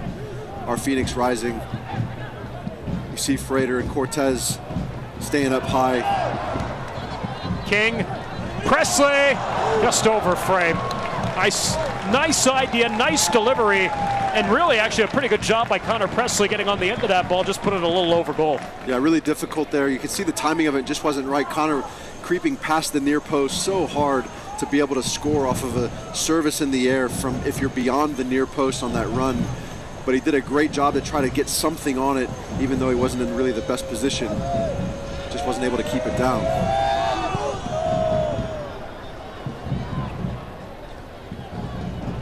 Asante, nice move, turns Cochran inside out, tried to then play it out wide. He got fouled at the last moment from behind. San Antonio pleads their case. Phoenix looking to go quickly here. What a turn to the inside, though, by Asante, and you don't see Greg Cochran get caught flat-footed very often. Not often, and Greg was in good position. He had Asante facing back up the field. There you see the contact from Mikey Lopez as he's recovering. But Asante, with his back to Greg Cochran, was able to feel that there was just enough separation. Greg Cochran left just a yard or two of space, and he used that yard or two to Asante to get him turned and be able to face up and be dangerous going forward, ultimately winning this free kick. Asante chips it in. There's contact in the box. And we play on. That ball looked like it went over the byline, and it did. Well, there's a lot of holding and grabbing, which is frankly any box area in this sport on a free service into the box. It's so interesting to me. So the official, the last 2 times that SAFC have had a goal kick from the foot of Matt Cardoni, the official's been down there both times to let him know that he's going to be watching his timing. And it's something that's so interesting because just because now the game is 3-1, there's this perception that Matt Cardoni, as the goalkeeper for SAFC, is going to take unnecessarily long with everything. There's still 30 minutes to play here. But it's just interesting to me that he's made it a point to be so adamant about communicating that urgency. There's a hard foul by Blackman on Presley, and then the foul on Fernandez by Lopez is the one that's going to be called. Darren Powell is pretty incensed. On the initial contact by Blackman against Presley, that wasn't called. But this was certainly pretty aggressive from Blackman.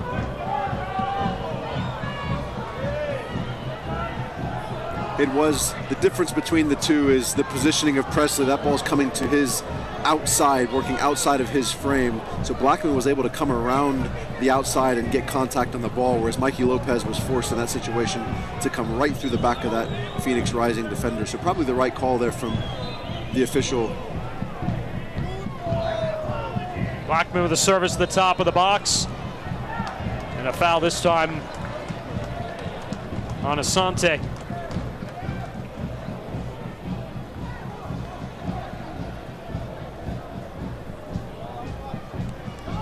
Mikey Lopez, slow to get to his feet.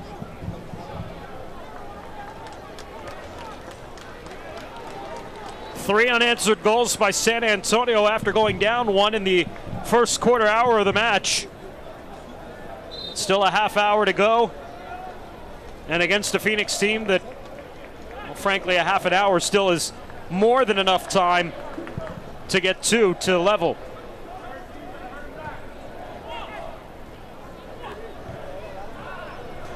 Frater with a poor touch as he was trying to serve it upfield to Billy Forbes. Now, Billy Forbes wanted that tight flick to the inside so he could come in on his right foot there. Frater was thinking he was going to get around the outside of Darnell King, just a miscommunication. Dia will win the ball away from Mike Seth.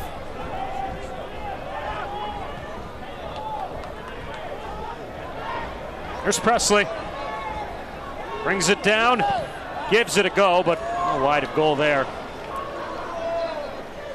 More poor communication there from Phoenix Rising for Presley to even pick up that ball and have the space to run that he did. And in the end, probably not the right decision from Presley. Had Lance Lang, who's been so fantastic with the ball at his feet, have some space out there on the left-hand side, elected to pull up and shoot from 25 yards, which is going to take a special finish. Here we go the other direction.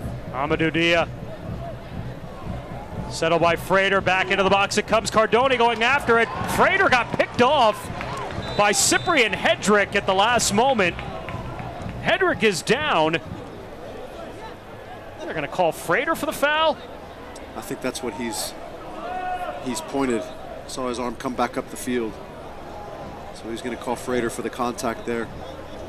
Cyprian Hedrick just doing all he can to try to keep Frater off of Matt Cardone, the goalkeeper.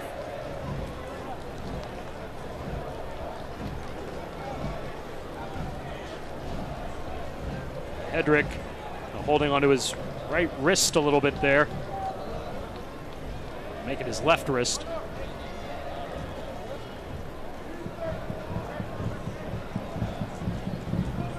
And San Antonio is going to put in their first substitute of the match here in the 62nd minute. Maxi Rodriguez, coming off for the 12th time this season, will take out Pekka.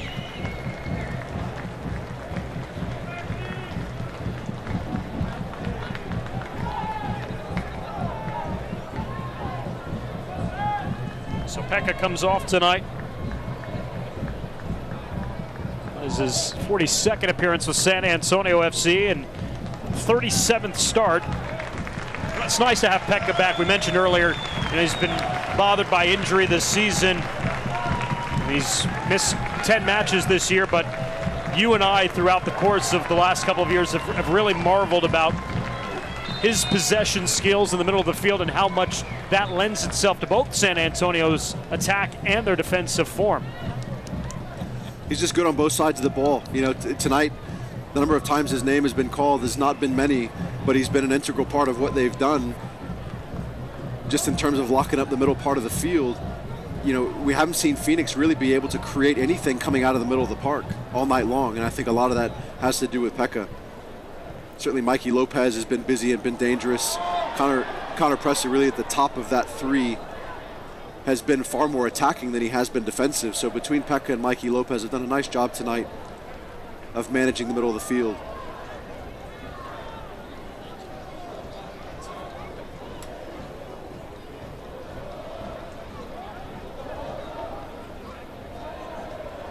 Lopez, Lang, Cochran. A little possession play for San Antonio. Will earn themselves a throw in here.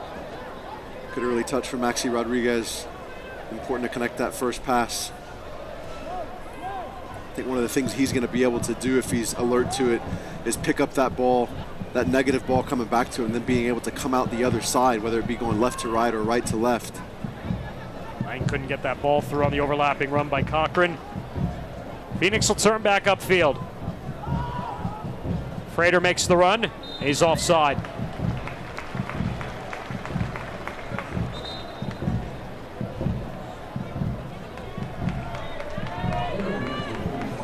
Second substitute, and it is the second former San Antonio FC player and the San Antonio native Devin Vega will get a nice round of applause from this Toyota Field crowd.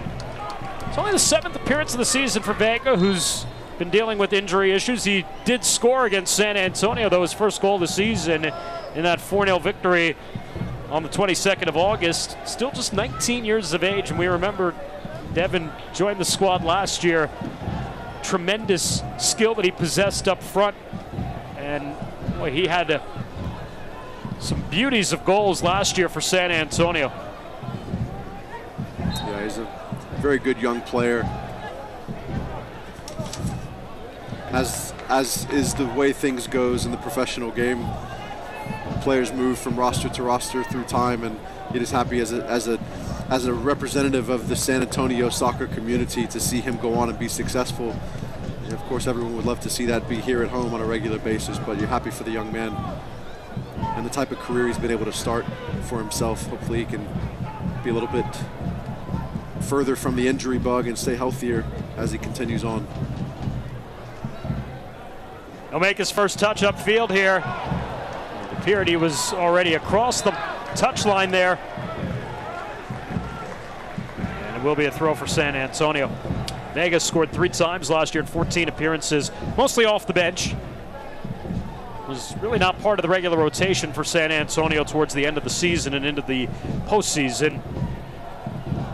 Darren Powell went with a more experienced veteran lineup down the stretch.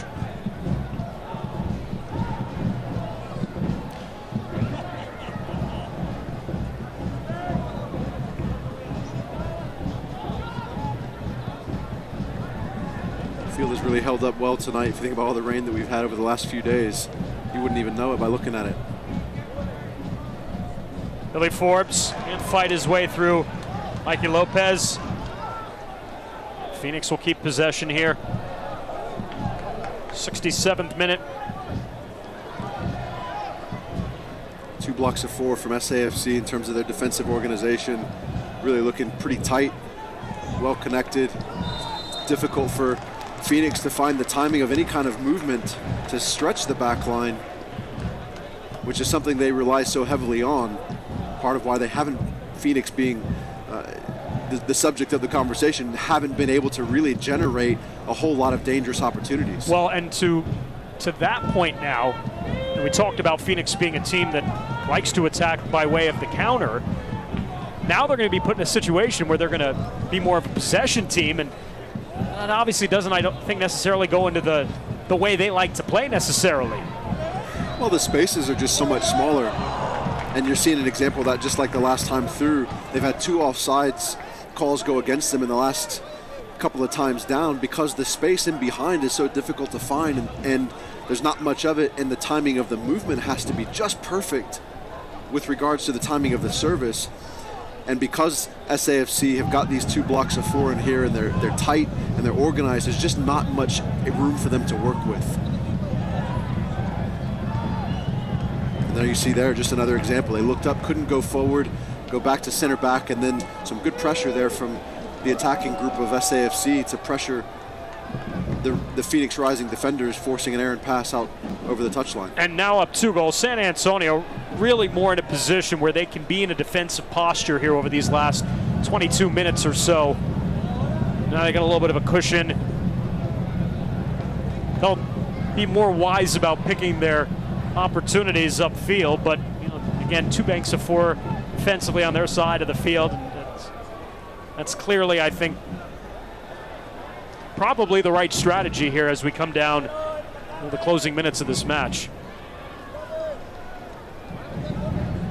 Absolutely, they've got to find their times, SAFC do, to get forward, but they can't expose themselves. They can't get so stretched out that they create that space that Phoenix so desperately needs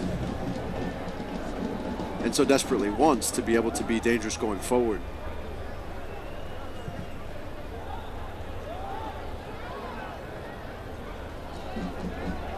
Maxi Rodriguez making his first touch since coming on.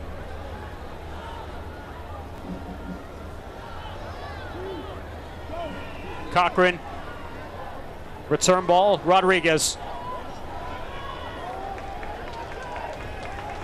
Good bit of composure there. Cochran got caught in an unfamiliar position. Not often Greg is going to go back with the ball there. He did. He got away with it, getting it back through to Cardoni. Skied it out. Here's Asante. Whips it in. Lopez defending it out of harm's way. And we'll push it forward back to the midfield. That last touch, Lance Lang pulled up a little lame after that touch along that touchline. See him laboring a little bit. Look out, Phoenix into the box. Defend it out. All right, I'm not sure Lance can run much more right now. Looks to be laboring a bit here.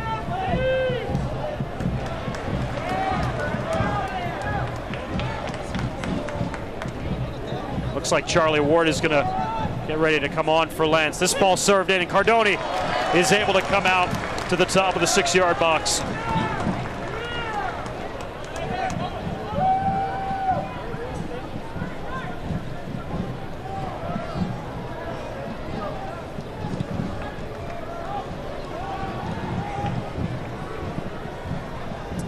Talk about the importance of converting chances tonight. You know, I think SAFC have done a great job of managing the tactical application within the match tonight and really eliminating much of what Phoenix do so well.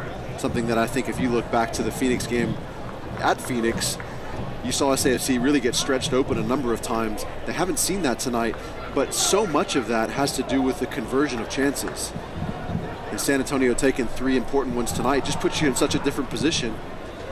Forbes, that went, looked like off a defender and out, and it did. It'll be a corner here for Rising, and Charlie Ward will come on for Lance Lang here. But that's a great point, because how often throughout the course of this season have we talked about, you know, if scoring a goal is a 10-step process, San Antonio usually does 9 of those steps so well, and it's that last touch that seems to elude them as Lance Lang gets a standing ovation coming out for the 3rd consecutive game, a goal and an assist for the 30-year-old Jamaican. And he has provided a much-needed spark to San Antonio's attack here over the last 4 games. Well, you talk about 9 out of those 10 steps. If you want to sort of play it out like that, it's a 10-step process. I would venture to say that really it's been 8 of the 10 have been pretty good throughout the season, with the 9th being that service into the box, into those dangerous goal-scoring areas. And that, to me, if you don't have that service, you can't have that finish. Or if you do, it really takes something spectacular. Forbes! And a nice job by Maxi Rodriguez as he went down to block that attempt. But tonight you've just seen some great service into those areas, and that just has a lot to do with it. Amadou Dia gets free, puts it across the face, a goal, and it's an own goal off of Mo Hernandez. And now they wave it off. So it was offsides here. Yeah. The linesman says it was offsides here on the near side. We'll have to take another look at that on the replay. But we talked earlier, the couple of balls that Lang hit across in the first half, you smash those balls across the face of goal, it's very, very difficult to defend. And you see Mo Hernandez being in a tough position.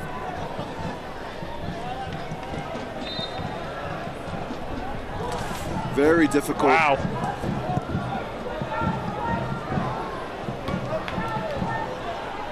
Saying that Amadou Dia had just gotten into that offside position. Tough to see, certainly from the angle we saw. I would say if he was, it was barely. Wasn't by much. Momentarily at the worst. San Antonio FC may have dodged a pretty significant bullet there. You know, I hope for young players, young youth players that are watching the game tonight, or they're going to watch the replay of this, and they're going to see some of this service, and they're going to understand why their youth coaches are telling them, get to the end line, get those balls served across the 6-yard box with some pace, because they're so difficult to defend. And here's another one from Billy Forbes. And every time it happens, it's dangerous.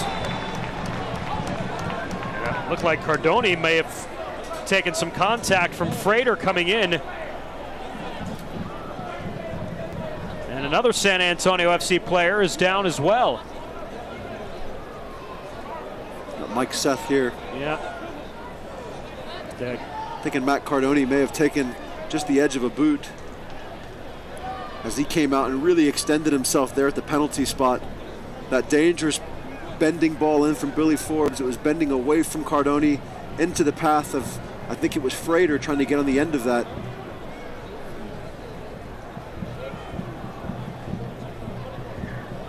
Take a look at Cardoni again. The contact in from Frater. Just on the side of the head. At the end of Frater's boot.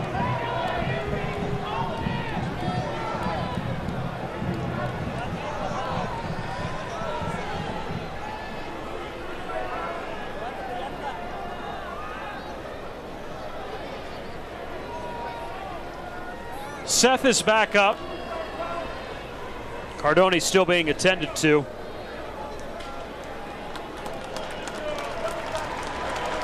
And Matt is able to get back up. His own power, and appears to be okay to continue. Saw in our Methodist Healthcare injury report that Diego Restrepo, he's been out. He's really been out since playing that game in Phoenix back on the 22nd of August with injury. Armando Quezada was brought on the week of the Swope Park Rangers match, be the backup keeper, and he is still the backup keeper for San Antonio FC. He was up getting ready just in case, but Cardoni appears. He'll be fine. Finish out these last 15 minutes or so. San Antonio really here in the driver's seat, up by 2, 3-1 in the 77th minute. Oh, and Seth just went down again.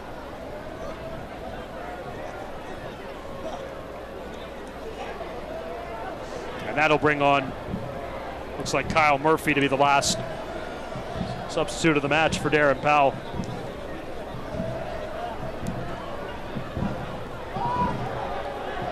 Now Seth and Dia with words.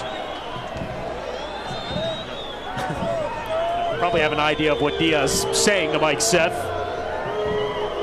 And Phoenix is pretty incensed. I guess from Phoenix's standpoint, they're thinking this now probably contemplates more stall tactics than anything as San Antonio tries to see this result through. Dia with a clap of Mike Seth as he gets back to his feet. Seth's going to come off anyway. Kyle Murphy's going to come on.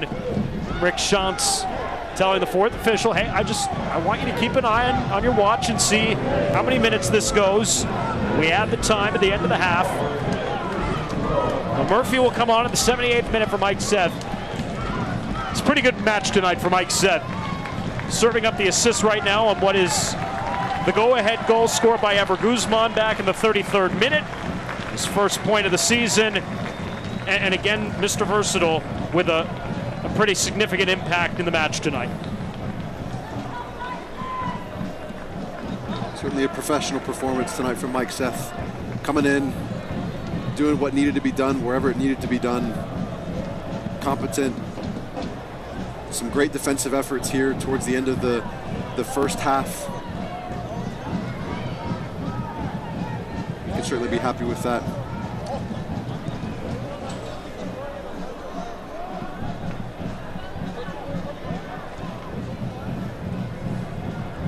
Asante turns. Great ball over the top for Devin Vega. He couldn't bring it down cleanly. Charlie Ward concedes possession. He's got to do better there. Charlie Ward, that was a chance to get out and eliminate some of this pressure that seems to be mounting right now. Vega out wide. Asante defended out by Mo Hernandez. Phoenix going a little more quickly here now. And you see the game's opening up a little bit. Phoenix with a lot more urgency as they know that 90 minutes is coming near to an end. Billy Forbes with a turn in the area. It's taken away. Nice job defensively by San Antonio. And they'll swing it out. Guzman upfield. Nicely done there by the young defender, Tristan Blackman. And a good decision from Maxi Rodriguez there at the edge of his back third.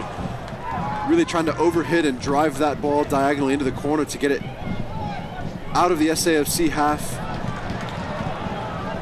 If you lose it there, really not that big of a deal, as opposed to losing one of these short passes that they've been losing here in the last couple of minutes. As I said, this pressure mounting. As Frater gets upfield into the box, turns on Cyprian Hedrick. Will earn the 5th corner of the night for Rising. Cortez scored in the first half, Lance, but I think San Antonio has really taken him out of the game for the most part tonight. He hasn't had a whole lot, and I think really just the nature of what Phoenix have had to try to create. They've really not been trying to create anything through the width of the 6-yard box. Everything has been out in those wide channels, and because they haven't been able to find space. Asante to the back post, brought down and saved off the end line by Maxi Rodriguez. Because they haven't been able to find space, he's not really been able to get on the end of service, so there just hasn't been really anything in his area.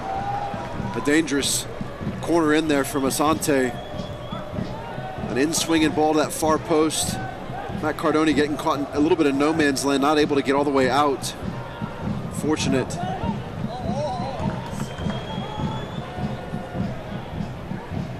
Although this would be the time where you'd expect the big 6'2 striker and Cortez to kind of put himself in a right spot in the box, although Phoenix does poorly on the connection in Asante's direction, and it's a throw-in for San Antonio here as we get set to cross into the 82nd minute at Toyota Field, and San Antonio FC on top 3-1. Phoenix really only in these last handful of minutes have started to assert themselves with a sense of urgency going forward. So we'll see how this plays out with Cortez. Is that big central striker, the big number 9 in between the San Antonio center backs. But it's got to get to him for him to be dangerous. Charlie Ward, he's got Presley on the left side. Gets a through ball here. Presley, though, just a little bit off on the run, but he'll get to it outside the box. Presley serves in. Kyle Murphy onside. Drop it back. Charlie Ward over goal.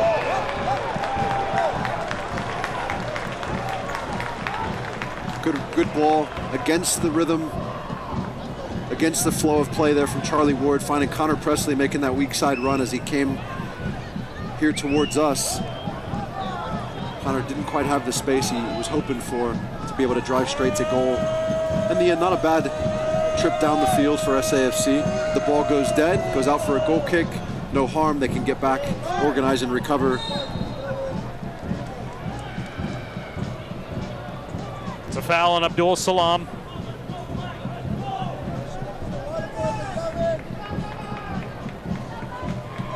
That was one of the things in a conversation I had with the academy director, Nick Evans, ahead of tonight's match, just the importance of the ball going dead in the final third of the field. So not just getting possession down in the end of the field, but actually making it go dead.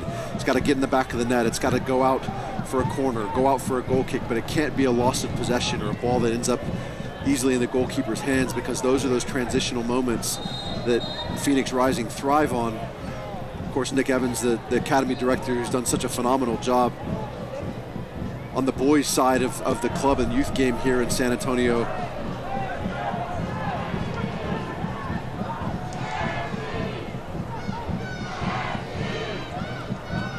Phoenix continues to play vertical balls upfield. Brought down by Cortez. Frater out wide is Billy Forbes, edge of the box. Forbes puts it in. This gets through, looked like off a handball, but they play on.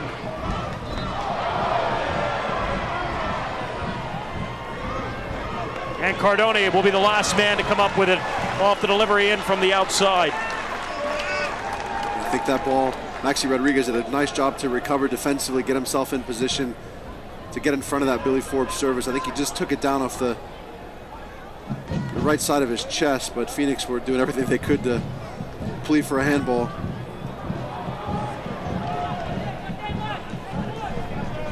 How significant would 3 points be here tonight for San Antonio?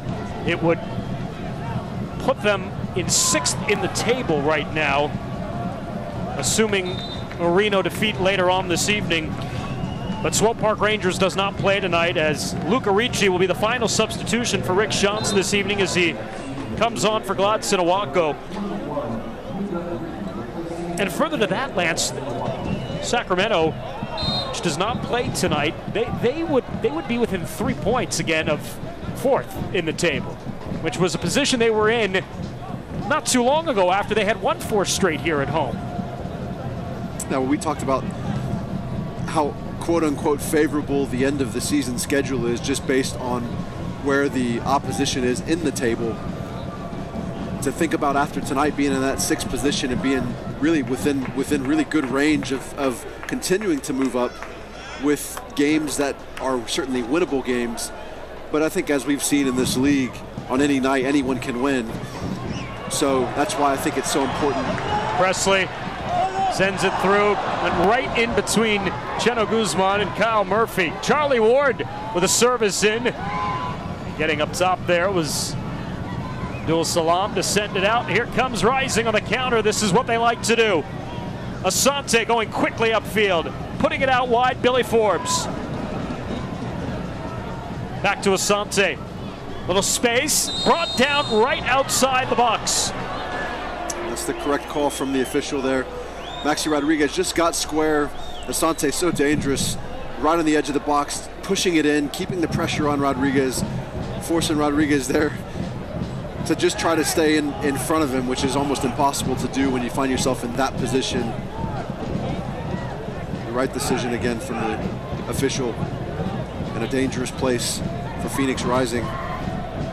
For SAFC, you want to do anything you can to make sure this one doesn't go in, because if this one goes in, it goes 3-2 at this point. It is complete chaos.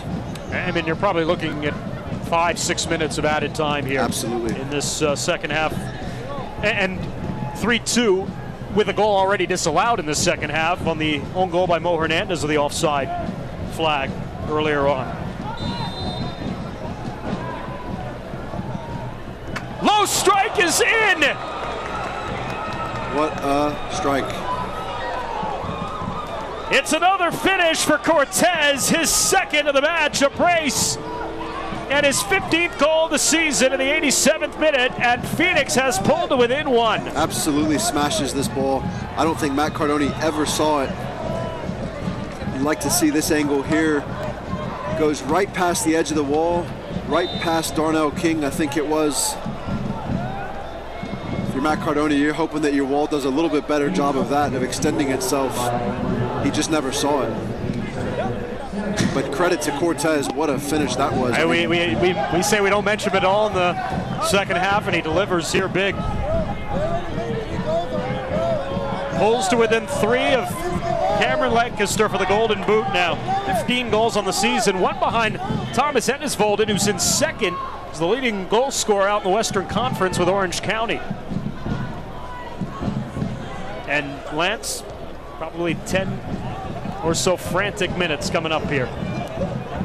Yeah, I think I said chaos, but frantic is definitely descriptive as well. Abdul Salam, Asante, back touch, Billy Forbes trying to open up, he's brought down, we play on. Rick Shantz was hoping for a matching penalty opportunity there with Billy going down, but there was no call. You like to see officials there have the courage to not call that. It certainly wasn't a foul. There was contact, but it wasn't a foul. So 3-2 here late in San Antonio. Blackman lose the ball there. You cannot lose it there. Frater as Blackman is brought down, and the card will be shown to Mikey Lopez. There, if you're Kyle Murphy, you're looking towards the very end of 90 minutes here, and he loses that ball short and underneath, trying to play Charlie Ward. He's got to play that ball in behind the back line, because this is what goes the other direction. Just catches enough of that trailing leg to throw Tristan Blackman's balance off. Again, the right decision from the official. But all of that changes if that ball from Kyle Murphy, instead of short and underneath, it's so easy to intercept with the back line of Phoenix Rising having to be very assertive and having to really take up those intercepting positions. If he plays that ball in behind and lets that space clear, it's a different situation. Asante and Billy Forbes once again over the ball. Dangerous spot here Set piece opportunity for Rising's trying to make a last-ditch effort. Asante puts it in the header, but is over frame. Again, it was Cortez in that general vicinity there, and that's the last guy right now you want to get on the end of a service here in the box. Yeah, any of these moments here just have the potential to be so dangerous.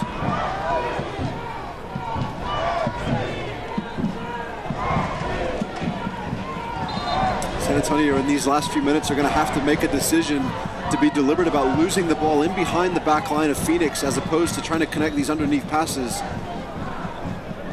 because those are the ones that are turned into transition moments. We will have 6 more minutes of added time here. More than enough time for Rising to search down the equalizer here, especially the urgency they've shown over the last 10 to 15 minutes. You're hanging on to a 3-2 win or a 3-2 result, 3-2 score line. That's a lot of sand. This one delivered over Cortez, headed out by Hedrick. Maxi Rodriguez takes it away from his former teammate Devin Vega. Blackman, an errant touch there as he concedes possession. Again, really a poor ball forward. Maxi Rodriguez has got to play that ball in behind, make sure it gets in behind. They were fortunate to end up still in possession there. There's another bad giveaway by San Antonio. And this is the situation, Lance, where you hope that by being one of the better possession teams in the league, they would be able to capitalize on that. They haven't had the best of balls here over the last few minutes. Asante has 2 collapse on him with Presley and Lopez watching. It's going to open up certainly a lurking Amadou Dia here on the left side.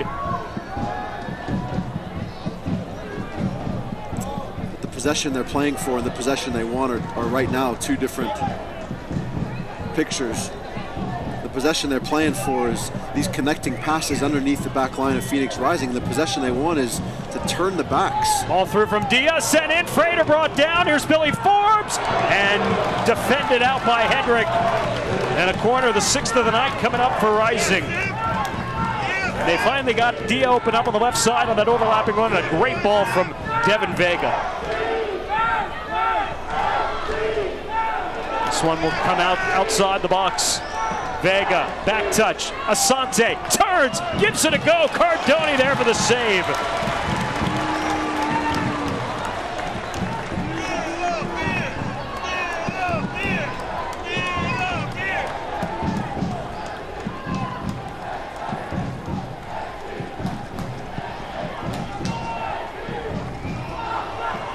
Kyle Murphy's got to go and challenge that ball, not allow a free service from Amadou Dia to come right back at you. Go challenge the ball, just advance it on behind the back line. And a yellow to Murphy here in stoppage time.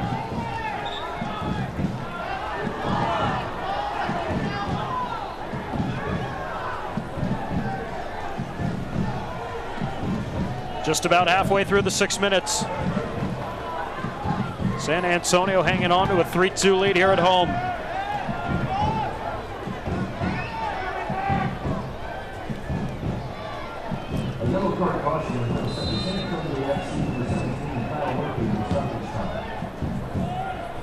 Blackman serves it to the top of the box, brought down Cortez, across for Frater. San Antonio with a clearance. Well managed by Everett Guzman, did a good job of getting himself in the right body position. Charlie Ward heads it forward. Salam with a settle. Blackman puts it across field.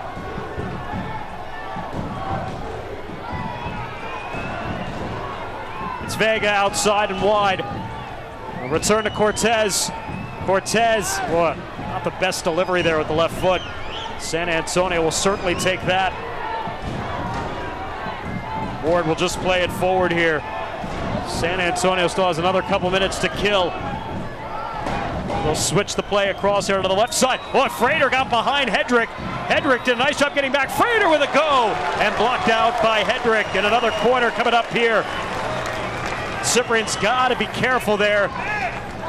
Trying to go stride for stride with Kevon Frater. A very difficult position from Cyprian Hedrick there. to find himself just inside the box late in this game. Vega shot block.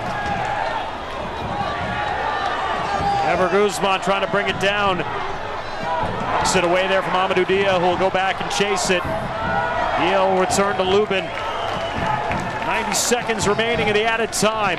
But you see the amount of time just by that effort from Ever Guzman to take it all the way back to Zach Lubin's feet. The amount of time that takes off the clock. That's why SAFC, they've got to do a better job. It seems so simple to understand that if they're going to lose the ball, they've got to lose it in here in their final third in these wide channels. Vega comes over for the throw. Dia, Asante. There's 3 collapse on him there. Asante turns, switches the play across to Billy Forbes. Forbes running here on Connor Presley. Forbes! Forbes! Oh, just wide of goal. He didn't miss by much. Certainly did not. Difficult to defend Billy Forbes way out there on your own. Not a position Connor Presley was hoping to find himself in tonight. What a take by Forbes. Oof. And just as he came through that ball, he didn't quite catch it right through the middle. He caught just the inside edge as it was getting away from him. And that's what tailed it outside the top corner on the far post there for him. You can just see how dangerous he can be in those situations. And that was a situation I always liked to see him in when he was playing for San Antonio, was cutting in on that left foot. He's so dangerous there. Final seconds here. One last try for Rising. Vega. Dia. Switching the play again in Billy's direction. It'll be brought down in front of Cardoni. He's got it. In the stretch of 6 days, San Antonio FC has knocked off the top 2 teams in the Western Conference. 2-1 over Real Monarchs SLC Monday, and tonight 3-2 over Phoenix Rising FC as San Antonio gets their redemption after going down in the desert a few weeks ago. Such an important result tonight. You know, I think the first 80 minutes is a performance that San Antonio can walk away and recognize the quality that they have and the things that they should be able to do here in the last stretch of this regular season. They've got to continue to play with confidence, recognize it doesn't matter who they play on the night, whether they're above them in the table, below them in the table. It's going to require that they come out, put in a professional performance, play at a high level if they want to put themselves in a great position going into the playoff race. Ever Guzman becomes San Antonio FC's all-time leading goal scorer. He gets the 12th goal of the season, or of his 2-year San Antonio career, his 8th of the season. But it's Lance Lang's penalty in the second half that's the difference for San Antonio, as Lang's goal, his 3rd with the club, is the game winner.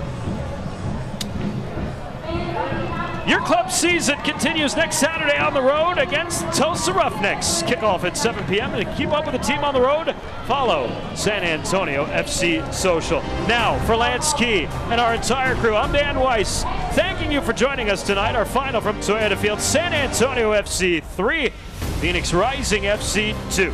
This has been a presentation of the USL and Spurs Sports and Entertainment. So long, everybody.